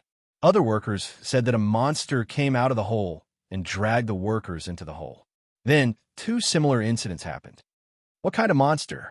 Are there any pictures? No, but according to the 2 workers, the monster looked like a dog, but it was really big. It was 6 to 7 meters long, Amira said seriously. Amira said solemnly, So far, 6 workers have gone missing, and my father has paid at least 20 million USD as compensation. Then there must be a local search team, right? Didn't they enter the hole to search? A search and rescue team of 8 people went into the cave, but they never came out. Chen Zhao narrowed his eyes. So you want me to help you solve this problem? Not me, Amira said. It's my father. What about the payment? I can pay you 10 million in advance. If you can solve the problem, I'll pay you another 20 million. Chen Zhao had to admit that he was tempted. Just as Chen Zhao was hesitating, Amira said, It's after-tax income. Amira thought that Chen Zhao was worried about taxes. After all, such income had to be taxed at 45%. Chen Zhao thought about it and nodded. Is it urgent? Currently, my father's land project has stopped. He loses millions of dollars every day. He's worried too. Okay, I accept, Chen Zhao said. When do we leave? It's best if we can leave in 1 or 2 days. Sure, Chen Zhao said. I'll arrange it and leave the day after tomorrow. Okay, it's settled. Also, do you need me to prepare anything? Don't let anyone else near the construction site. I don't like people disturbing me when I'm working. Of course, I'll tell my father. This was actually Amira's personal decision. She felt that Chen Zhao was the person who could solve this problem. She still needed to talk to her father. Oh, I'll go with you. If you want to go into the hole with me, then forget it. I don't want to protect you in an unknown situation. Chapter 11:11. Amelia cherished her own life very much. She hadn't enjoyed her life enough yet. Was she going to risk her life with Chen Zhao? Chen Zhao was earning money from risking his life. Of course, the fees were high. However, it wasn't easy to find a big client like Amira. Chen Zhao couldn't meet one every day. Chen Zhao hoped that these rich people would run into big trouble every day. Only then would he be able to use his skills. Li Qiong had been observing Chen Zhao and Amira. Although he didn't know the specific content of their conversation, he could tell that the outcome of their conversation should be satisfactory to both sides. Mr. Chen, are you staying for dinner? I have a show here tonight. Chen Zhao rolled his eyes. I can't watch shows. I'll be happier if you arrange a striptease show for me. Amira was helpless. She'd rather help Chen Zhao buy a striptease bar than have a striptease show in her own manner. In the evening, Evely left with Chen Zhao. Evely, I have something on the day after tomorrow. I'll have to stop training for 2 days. Okay, as long as you make up for the time. After sending Evely to her house, Chen Zhao went to a car shop.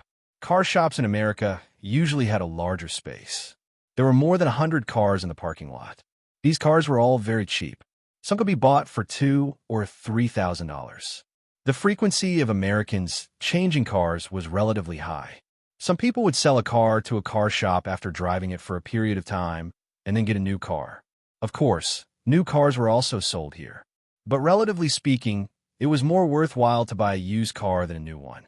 Car shops like this usually had a track where customers could test their cars.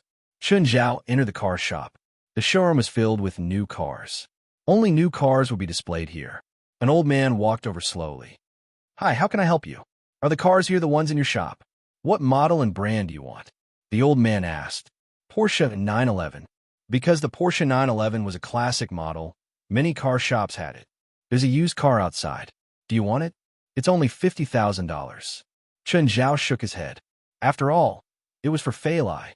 He still wanted to buy a new car. Moreover, Chun Zhao wanted to buy a top-end Porsche 911 that cost $50,000. It was either an old model or had a range of more than 100,000 kilometers. "If you want a new car, you can pay a deposit first, and I can order it for you." Chun Zhao refused. It was troublesome to order cars from American car shops.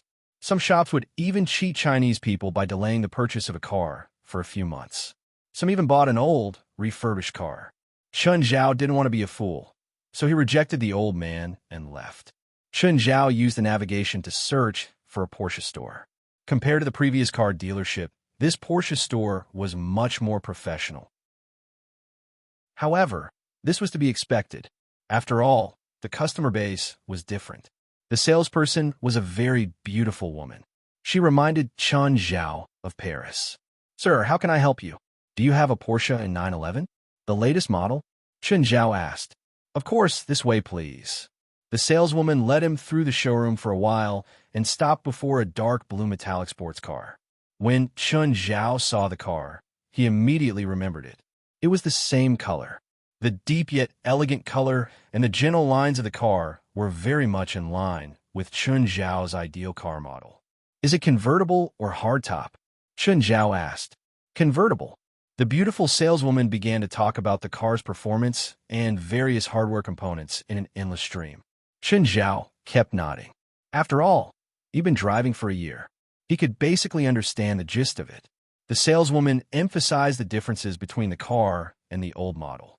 Of course, it wasn't just the functions. The price was also different. As the saleswoman introduced the car, she studied Chun Zhao's expression. "What's the top-end price?" Chun Zhao asked. "About $850,000. You have to choose the specific interior. If I want you to send it to my home, will you help me?" "Sir, do you want us to send it to China?" "No, my home is in Los Angeles," Chun Zhao said. "But this car is for my girlfriend," Chun Zhao said. "I hope you can wrap it in a huge gift box and send it to my house. I hope my girlfriend can open herself." The saleswoman stared at Chun Zhao with stars in her eyes. Chun Zhao turned his head and looked at the metallic gray car beside him. "What model is this?" "This is a Porsche 918. The lowest price is $1. 53 million and the top end is $1. 75 million. Do you have this car in any other color?"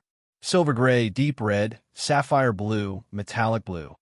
The saleswoman listed more than 10 colors in a row. This car was almost twice as expensive as the previous Porsche 911. However, it was rare for Chun Zhao to like a car. "I want this car too." "Huh. Then what about the Porsche 911? "I want it too," Chun Zhao said, "but I want a black one. We don't have it in our store, but we can get it from other stores." "Okay. Send 2 cars to this address tomorrow at noon." "No problem, sir." Joy was written all over the saleswoman's face. Selling 2 cars at once was equivalent to half a year of her income. "Sir, how do you want to pay?" "Card cash," Chun Zhao said. "Do you have a bank in mind?" "I don't need a loan. Full payment." The beautiful salesperson almost choked on her breath. $2 million, and he paid in full? Where did this rich guy come from? When Chun Zhao came out, there was a phone number in his pocket. The saleswoman stood at the door and waved her hand vigorously. "My Prince Charming, you must remember to call me." When Chun Zhao's car disappeared from her sight, the saleswoman gritted her teeth and muttered to herself, "I wonder which bitch beat me to it." When Chun Zhao returned home, it was already past 7 at night. "Fei Lai, you haven't eaten yet?"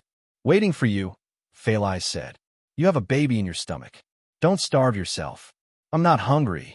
Chun Zhao had the underlings prepare dinner. At the same time, he said to Phalai, Phalai, do you want to go to Abilene the day after tomorrow?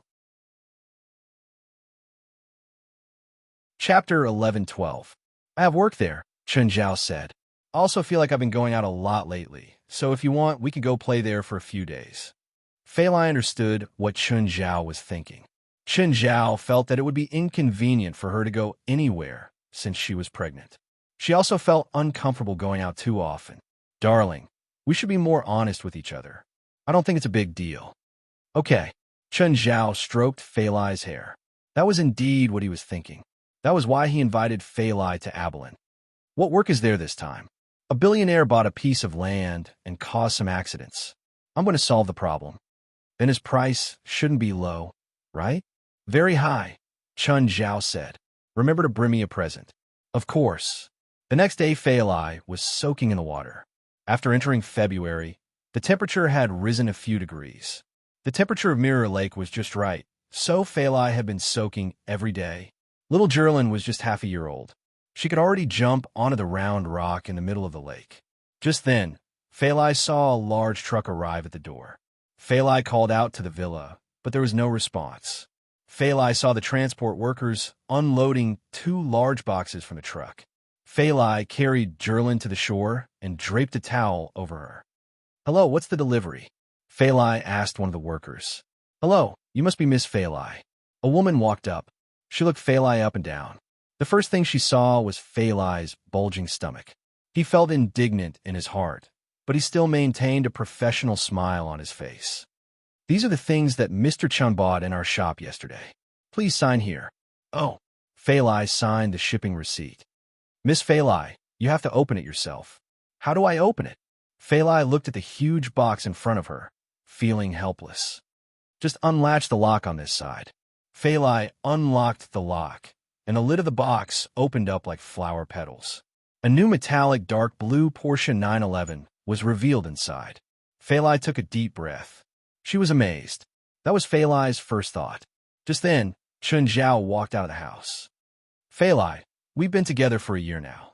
This time last year, I gave you a car. This year, I'll give you another one. Do you like it?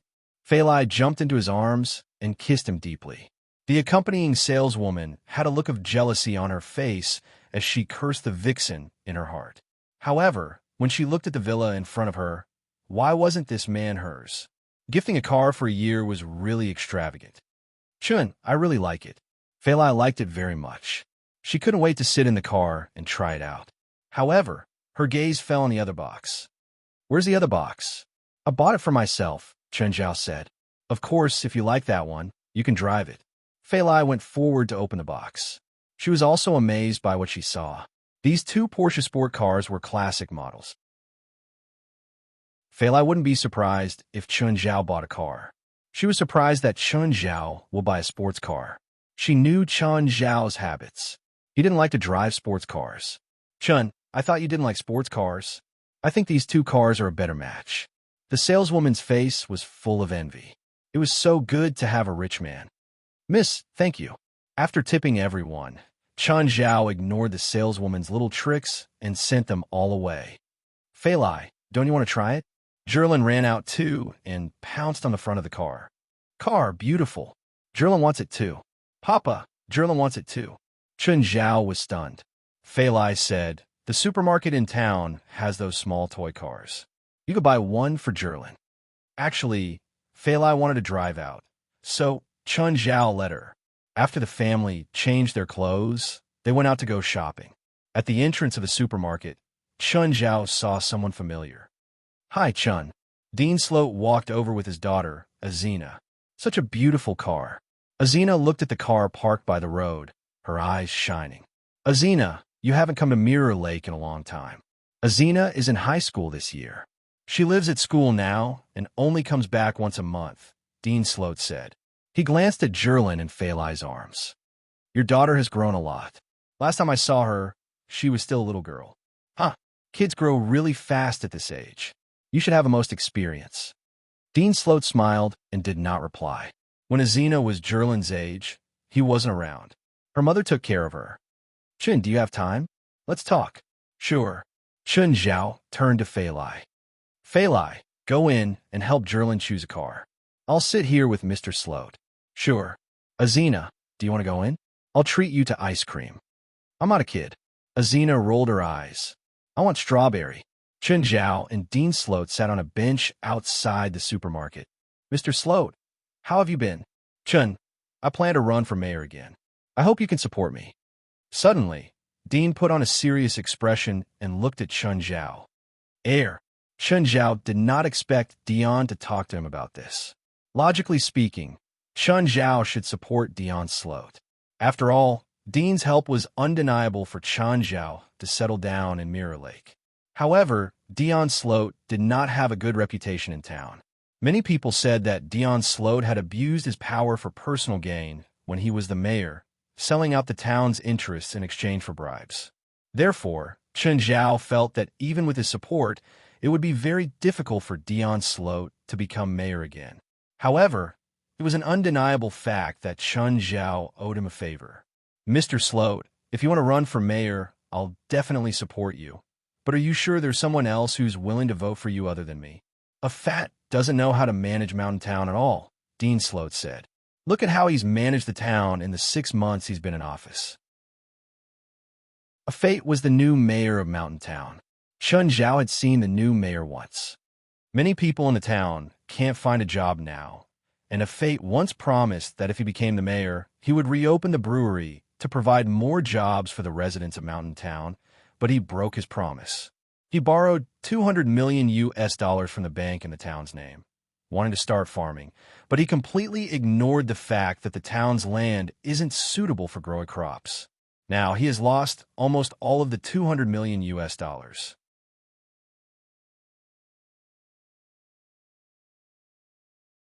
Chapter 11:13. Chun Zhao did notice that the town wasn't doing too well recently. The unemployment rate was as high as 20%. It was a terrifying number. In the past, many people relied on the brewery to work and live. Plus, the one-stop sales and transportation took up a lot of jobs. Ever since the brewery had caught fire, there had been a lot of calls to rebuild it.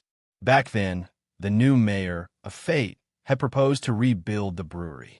That was how he obtained the support of the townspeople and defeated his competitors. But after Afate took office, he didn't keep his promise. He actually wanted to do agriculture and borrowed a huge loan from the bank. A total of $200 million. How much was $200 million? The value of agriculture in Los Angeles was around this amount. But Afate actually used $200 million on agriculture in Mountain Town. Of course, he also knew that the land in Mountain Town wasn't suitable for growing crops. The salinity of the land was too high.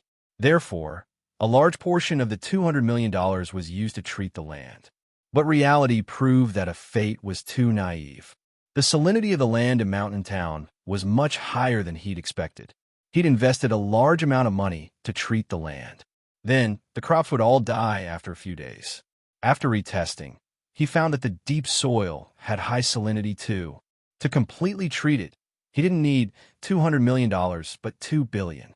$200 million was enough to treat a few hundred acres of land. How many crops could he grow? It would probably take a few hundred years to pay off the loan with a few hundred acres of land. In the end, he angered the bank. Then, a large amount of the town's land was forcefully expropriated by the bank. Now, half of the land in Mountain Town was in the bank's hands. Under normal circumstances, it wouldn't matter to the townspeople whose hands the land was in. But if it was in the bank's hands, it would be a serious problem. The bank could sell it to whoever it wanted. If it was Chun Zhao who bought the land to build a house or treat it as his backyard, it would be fine. But if it was sold to a chemical factory, the townspeople would probably want to die. The bank didn't care if the townspeople objected or not. To them, they would sell to whoever offered the highest price. In America, it was difficult to get approval from the local government for the construction of chemical factories. Therefore, many chemical factories were built in remote areas. But now, the town government still owed a large amount of money. If they wanted to object, they had to consider the bank's attitude. But this had nothing to do with Chun Zhao. He didn't rely on anyone in town to earn money anyway. Plus, Chen Zhao had a green card, so he had no right to object to the new mayor. Anyway, the new mayor was chosen by them. A sin committed by heaven could be forgiven, but a sin committed by oneself could not be avoided. The new mayor, who had high standards but low abilities, indeed had no management skills. His campaign slogan was louder than anyone else's: eliminate unemployment. As a result, after he took office, the unemployment rate broke historical records. Occasionally, Chen Zhao would pass by the entrance of the town government. He could see people blocking the office building and protesting, asking of fate to step down. Chen Zhao was considered half an outsider here. He didn't even have the right to vote. Other than supporting Dion Sloat verbally, he couldn't influence the town's voting. I've already arranged for people to spread the news in the town. Why don't you let me come back and continue being a mayor? Dion Sloat said. Chen Zhao glanced at Dion. He was indeed an old fox. This method was many times more advanced than that of the new mayor. In the past, Dean Sloat did not have a good reputation, but he had indeed done a lot of practical things. Putting aside Dion Sloat's moral character, at least his ability was there for all to see. Chen, what if I say that I hope you can invest in a beer factory? What would you think? Dion Sloat asked in a testing manner. Chen Zhao really did not expect Dion to make such a request. After all, Chen Zhao had no concept of operating a brewery. He didn't know how to manage it either. Chen, in the past, when the brewery was still here, its sales were always good in the LA area. It made millions of dollars every year, and the sales were stable. Plus, the sales didn't disappear. I still have the contact information of the distributors, so it's easier to open up a market than a new brand. Mr. Sloat, I really don't plan on doing this. Chen Zhao had always kept his distance from businesses he was unfamiliar with. Because he was unfamiliar with them, he was worried about losing money. Also, managing a company was very complicated. Chen Zhao did not want to tie himself down because of this. Chen, if you're afraid that you don't know how to manage it, you can leave it to a professional manager. Plus, your old friend Bant is an old employee of the brewery. He's passed down the taste of wheat beer. Because of this skill, he's always been the brewery's unobtainable taster. How much do I need to invest to rebuild the brewery? Chen Zhao asked. At least $5 million. Chen Zhao could afford $5 million. But this was an investment, not a game, especially when it was a business that he was unfamiliar with. I can't answer your question right now. I need to think about it. Okay, I'll wait for your good news. Chen Zhao had a rough idea of Dion Sloat's plan. He wanted to rely on his own investment to build a brewery and then gain a wave of popularity and rise back to the top. But this also meant that Chen Zhao's interests in Mountain Town were tied to Sloat's. Chen Zhao did not know if Sloat had suddenly thought of this or if he had planned it for a long time. But if the conditions were right, Chen Zhao would rather work with Sloat than an idiot like a Fate. Sloat knew that he should stop here, so he did not continue pestering Chen Zhao. After Fei Lai and Azina came out of the supermarket, he left. Fei Lai, let's go to Bant's house for lunch. Sure. Chen Zhao took out his phone. Bant, are you home? I'm here. Chen Wai, do you want to come? Fei Lai and I are too lazy to cook, so we plan to go to your house for lunch. You won't reject us, right? Come quickly. I've been home alone for 2 weeks. Mary and Ken are both busy and don't have time to come back. I eat alone every day. It's great that you guys can come and eat with me. Bant was very welcoming of Chen Zhao's family. We came empty-handed this time. We didn't bring any gifts. I hope you guys don't bring anything. You always bring gifts. I have to prepare gifts every time I go. It's so troublesome. Bant was very straightforward and said whatever he wanted. Chapter 11:14. When Chen Zhao and Fei Lai arrived at Bant's house, they realized that Bant had even brought out the oven. He even brought the wheat beer he brewed himself. Since Fei Lai couldn't drink, she drove. Chen Zhao didn't have to care and started drinking with Bant. Bant, Chen Zhao said, Dean Sloat asked me to invest in rebuilding the brewery. Fei Lai heard Chen Zhao's words, but she didn't interrupt, as if it had nothing to do with her. Anyway, Chen Zhao would talk to her again when he got home. Bant, who'd been quite talkative, suddenly fell silent. He finished the beer in his glass in one gulp. After a while, he asked, "Did you agree?" "I'm not sure. I'm not familiar with the brewery's profits, but I also want to hear your suggestion." Bant was definitely more familiar with the brewery than Chen Zhao, so Chen Zhao's first thought was to ask him. If it was from Bant's personal opinion, he was definitely willing to rebuild the brewery. After all, he'd been a bartender at the brewery and had his family skills. But Chen Zhao was his best friend, so he still had to tell him some things. "Chen, rebuilding the brewery is a good thing, but you can't hire all the employees back." "Why?" "There were too many employees in the brewery in the past. Sometimes one position would hire 3 or 4 positions. As long as they were residents of the town, they'd hire them unconditionally. This caused most of the employees to become slackers," Bant said. "Also, many employees have dirty hands." Chen Zhao frowned. Dirty hands were a big taboo. Chen Zhao could afford the loss, but it didn't mean he was willing to keep them. Also, the accounts are messed up. Chen Zhao wasn't surprised. After all, the previous owner had messed up the accounts, which gave him an opportunity. If you want to rebuild the brewery, it's very likely to return to the chaotic situation in the past. If you hire those people again, then the bad things of the past will happen again. But if you don't, then the people in the town will gossip and say that you're a capitalist. You don't care, but Fei Lai and Little Jerlin will be indirectly hurt. Bant stood in Chen Zhao's perspective and helped him consider many problems that Chen Zhao couldn't consider. "If you're in charge, can you?" Chen Zhao asked. "I don't care. I'm an old face here. Those people aren't afraid of me," Bant said helplessly. "So according to what you're saying, we don't need to run the winery anymore." Chen Zhao didn't care about this bit of profit, as long as he didn't lose money.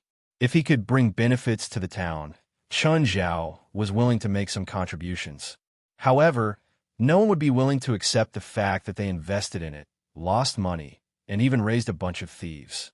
"Chen, if you want to open a brewery, you have to break away from the town." Bant said, "Half of the positions are filled with people from other places. As long as there's a comparison, the town's employees will be more restrained." The brewery's brand is still in the hands of the town government. The only valuable thing in the brewery was the 30-year-old logo. But the longer it dragged on, the less valuable the logo would be. Dash and Beer's trademark had disappeared from consumers' eyes for more than a year. Consumers were very forgetful. If they didn't see it for more than a year, they might even forget about the brand. Coca-Cola had done a test in the past. They stopped advertising for a month, and sales fell by 80%. It didn't fall to 80%, but 80%. Of course, Dash and Beer's advertising and influence were definitely not as high as Coca-Cola's. Dash and Beer was a regional product. Its consumers were all in the LA area. In just a year, Dash and Beer's brand value had fallen by more than 50%. If it dragged on for another year, the brand's value might not even be 10%. There were too many similar products on the market that could be easily replaced. Consumers wouldn't stop buying just because they didn't have similar products. They could easily find substitutes. The town government couldn't afford to rebuild the brewery right now. According to Bant's suggestion, they could either buy the brand directly or create a brand new beer brand. If they bought the brand, the town government would definitely ask for an exorbitant price. If they built a brand, it would be difficult to expand the market. There were pros and cons to both. If they cooperated with the town government, the town would pay for the land and the brand would still belong to the town. However, they would have to feed a lot of idlers. Chun, Dean Sloat, is planning to run for mayor again. He must be very anxious now. After all, your answer is very important to him, so don't answer him so quickly. You can keep him hanging for now and wait for him to agree to some of your requests. Then you can cooperate with him and try to get more benefits. Anyway, it doesn't matter to you whether you open a brewery or not, but it's different for him. If he doesn't have a bargaining chip, it'll be very difficult for him to become mayor based on his past reputation. If I open a brewery, will you help me? Chen Zhao asked. As long as you need me, I'll definitely come, Bant said. Then what about your woodworking workshop? It's fine. My old friend and I started a woodworking workshop for fun when we had nothing to do. The workshop only cost a few $1,000s, and he could do it alone. The world would still spin without anyone, Bant said calmly. Besides, you might not be able to open a brewery here. By the way, did Dion Sloat take any bribes? Chun Zhao asked. Actually, Chun Zhao didn't have a bad impression of Dean. Perhaps it was because they had a personal relationship. Chun Zhao still felt that Dean wasn't as bad as the rumors in the town said. How would I know? If I had evidence, he'd be in jail long ago, Bance said disapprovingly.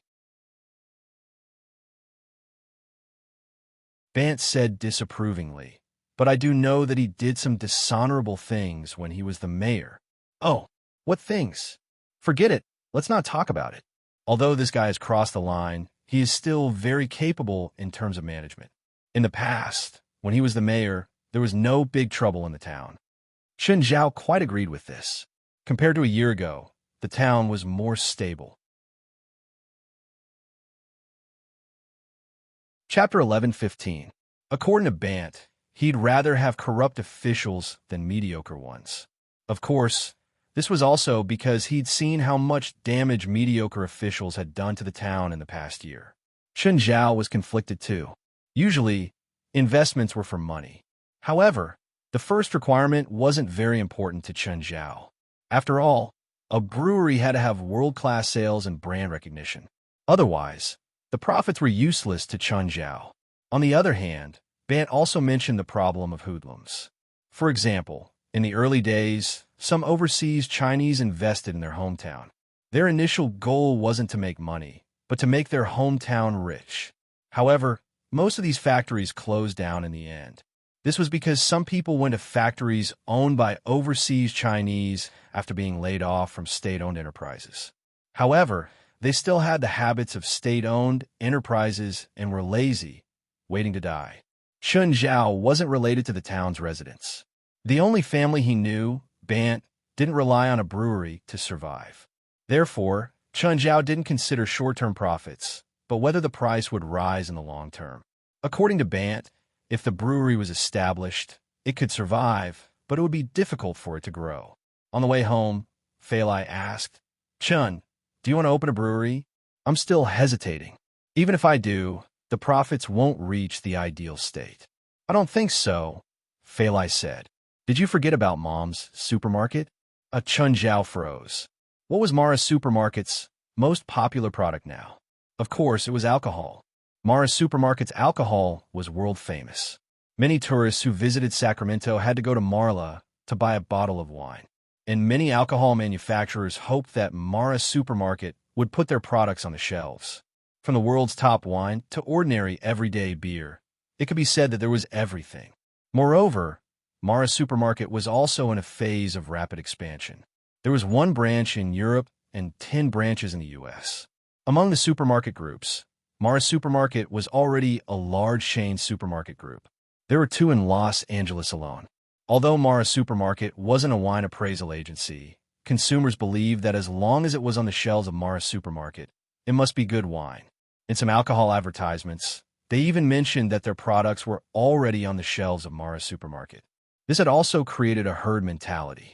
Many manufacturers were proud to be a merchant in Mara's supermarket. Of course, this also caused Mara's supermarket to be very strict with alcohol products. If Chun Zhao really wanted to open a brewery, he would definitely put it on the shelves of Mara's supermarket. Winip definitely wouldn't refuse. Chun Zhao fell into deep thought. According to Fei Lai, the brewery did have a bright future. However, he still needed to consult an expert on such matters. His own conjectures and calculations could never compare to a few words from an expert. Dad, I found someone who can solve this problem.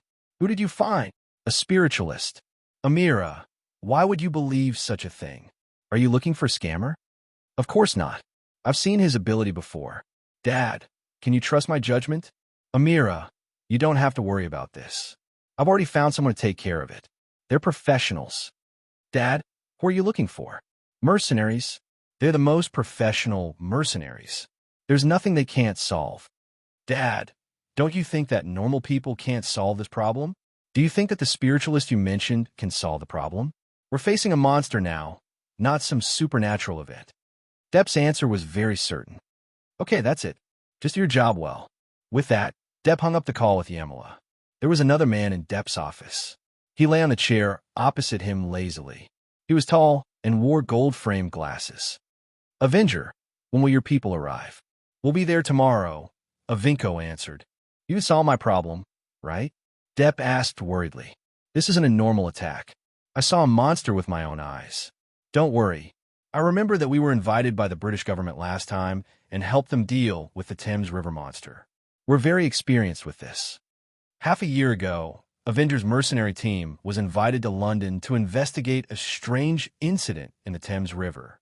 Someone was playing by the Thames River when he was dragged into the river. Half of the victim's body was found more than 10 kilometers upstream. After a series of investigations, it was discovered that the attacker was not human, nor was it any known creature. It was a huge mutated catfish. The catfish was 10 meters long and almost invulnerable. Normal firearms could not harm the mutated catfish at all. At that time, the British Special Forces had lured the mutated catfish to a sewage treatment plant. However, they could not kill the mutated catfish. Instead, the mutated catfish killed several Special Forces members. In the end, it was still Avengers, people who acted. One of the team members threw a high-explosive bomb into the mutated catfish's mouth and killed it. It was also because of that incident that Depp got to know Avenger. So after the incident, the first person Depp thought of was Avenger. "Right, where did your team go?" Depp asked. "A man-eating shark appeared in the Hawaiian waters. It's more than 15 meters long. More than 10 fishermen have been killed. The local government hired my people to deal with it," Avenger said. "Can you make it tomorrow?" "Of course." Avenger was not worried at all. "Don't worry. When I spoke to them earlier, they already found traces of the shark. They should be able to solve it today."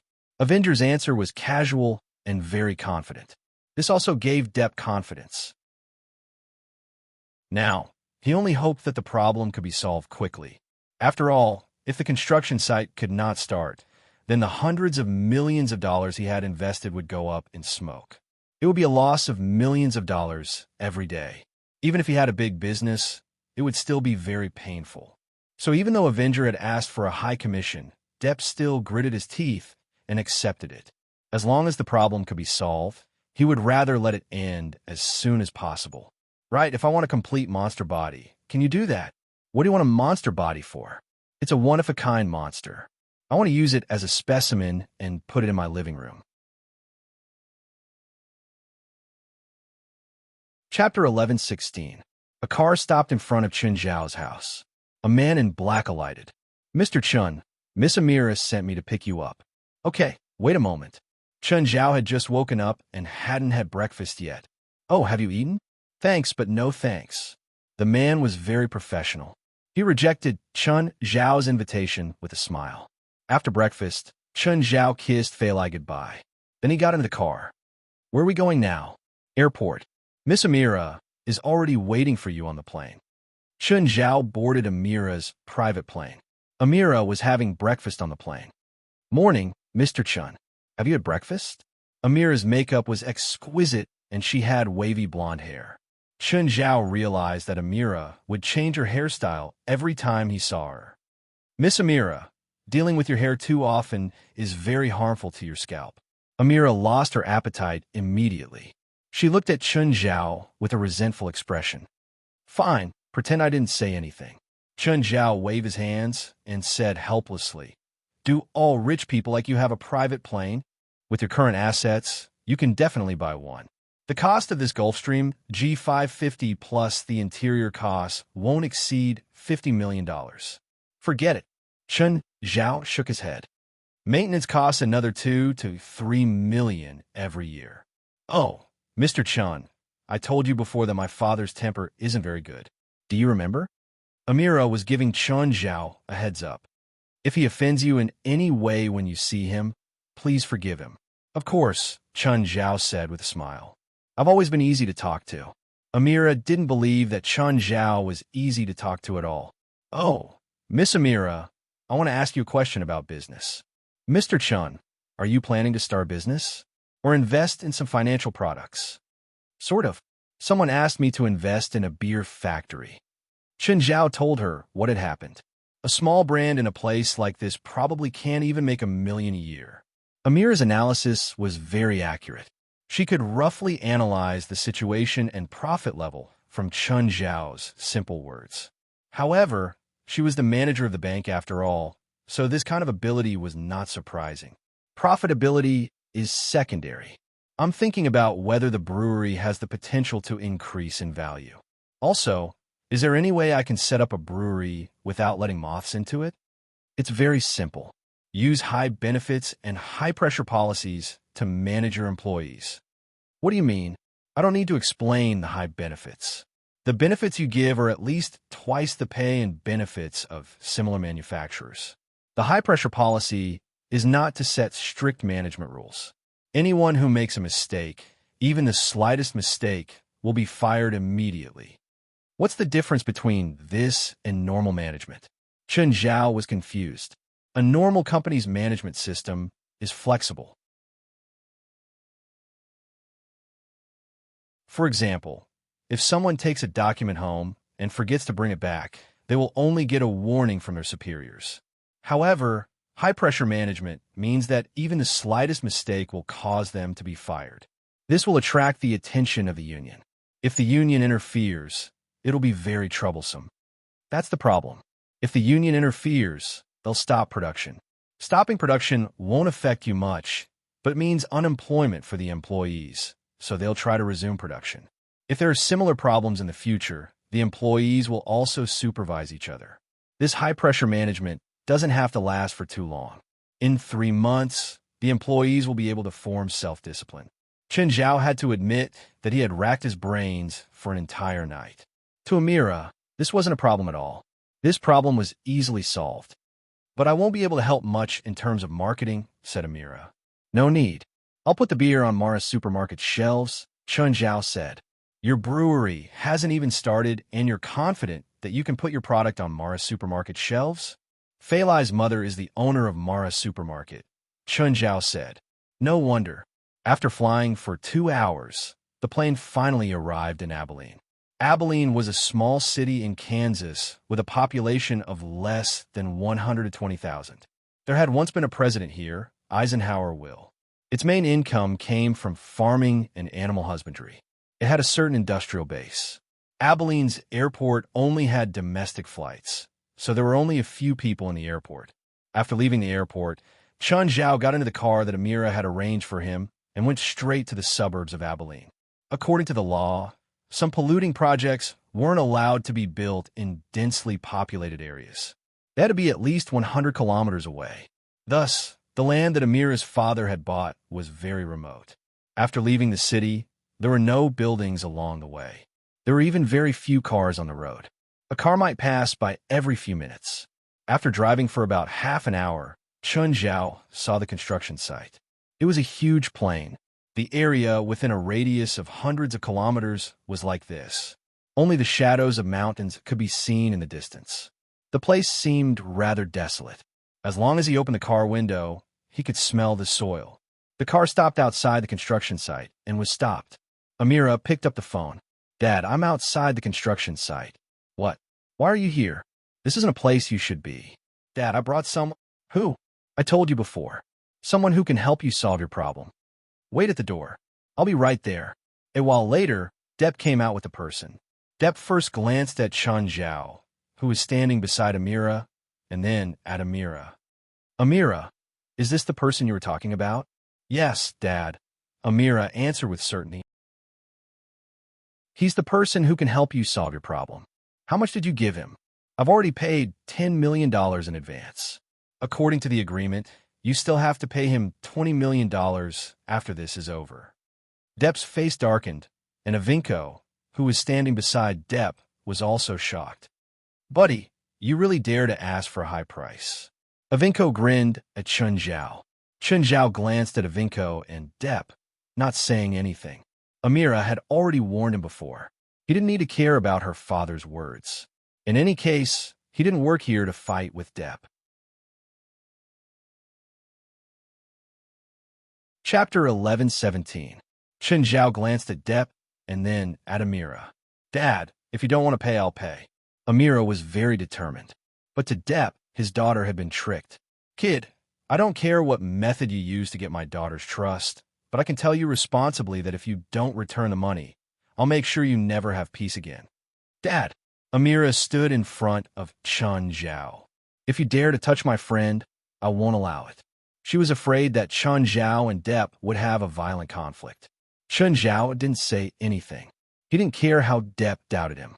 It wasn't Depp who hired him anyway. Amira, don't you understand? This guy's a liar.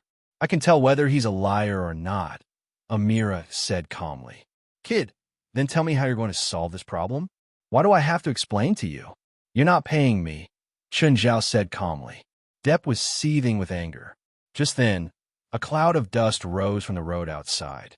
3 jeeps came, kicking up a cloud of dust. My people are here, Avinko said.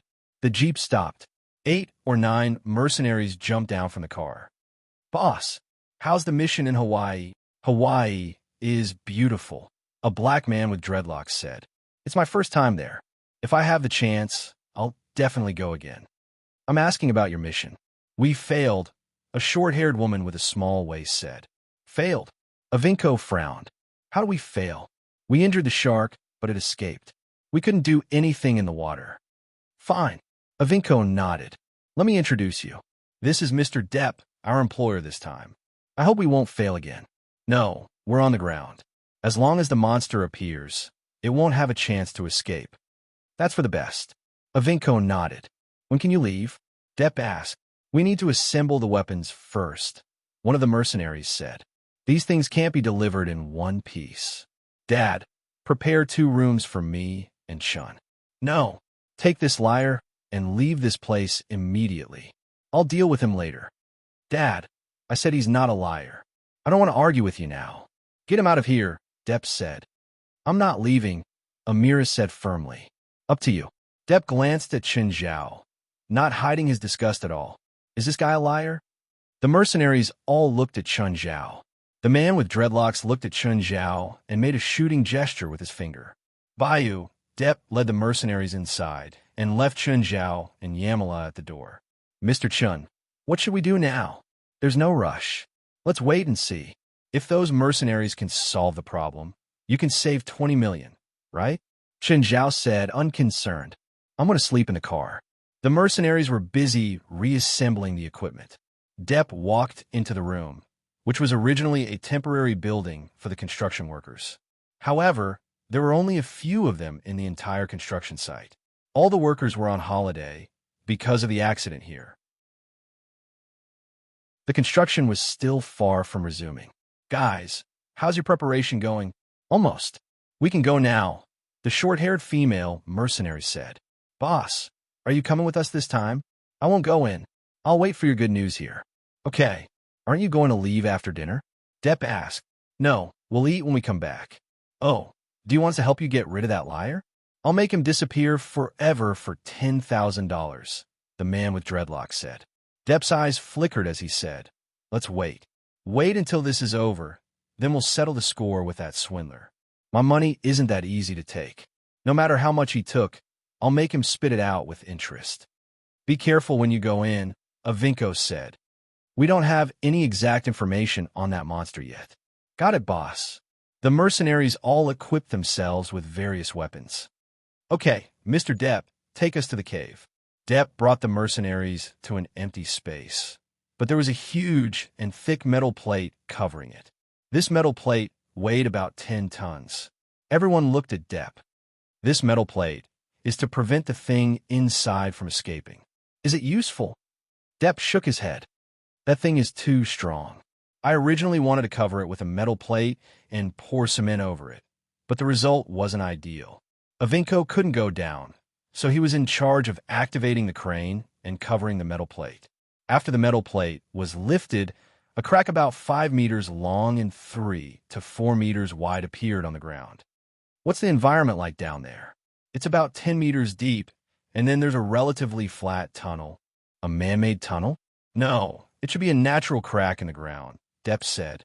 I don't know if it's deeper than that. Danny, Avinko said, you'll be in command after we go down. Be careful. The short-haired female mercenary nodded. The mercenaries started putting on pulleys and ropes, and then they went down one by one. When they reached the bottom of the cave, Danny waved her hand. Prepare to enter. Everyone be on guard. The tunnel in the crack was relatively wide. Some parts were more than 2 to 3 meters wide, but the narrow parts were also very narrow. The mercenaries even had to lean sideways to pass through. This narrow place is so small. How can a monster get through? Who cares how it gets through? We'll get rid of it as soon as possible, and then we can drink in the city. All of you shut up. Can't you see what's going on? Aren't you afraid that the noise will attract the monster? Danny scolded. It's better if it's attracted. Saves us the trouble of looking for it. Danny, you're only the temporary leader, not the real leader. Danny glanced at her companions and didn't say anything else. Just then, Danny felt something kick under her foot. She looked down. It was a human's broken limb. Danny frowned. Damn it. The mercenaries continued deeper, but they didn't encounter any monster attacks along the way. Just how deep is this crack in the ground?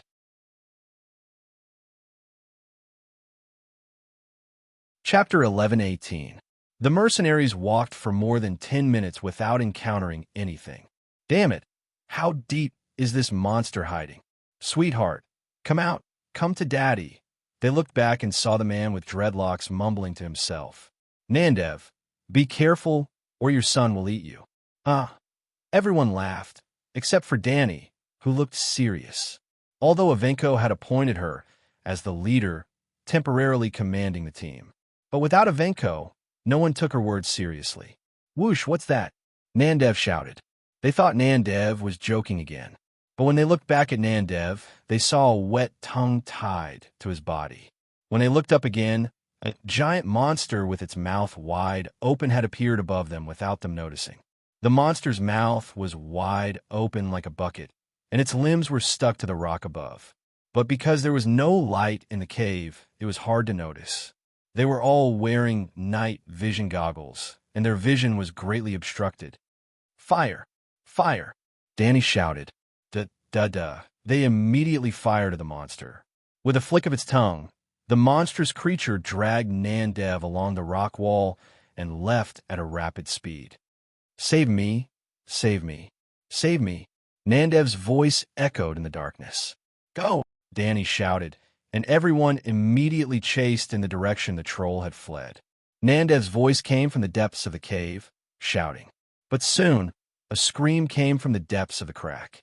It was Nandev's voice, and he was obviously dead. Everyone's expression turned ugly. Don't chase, Nandev can't be saved. Be careful, and don't forget the top, Danny said in a low voice.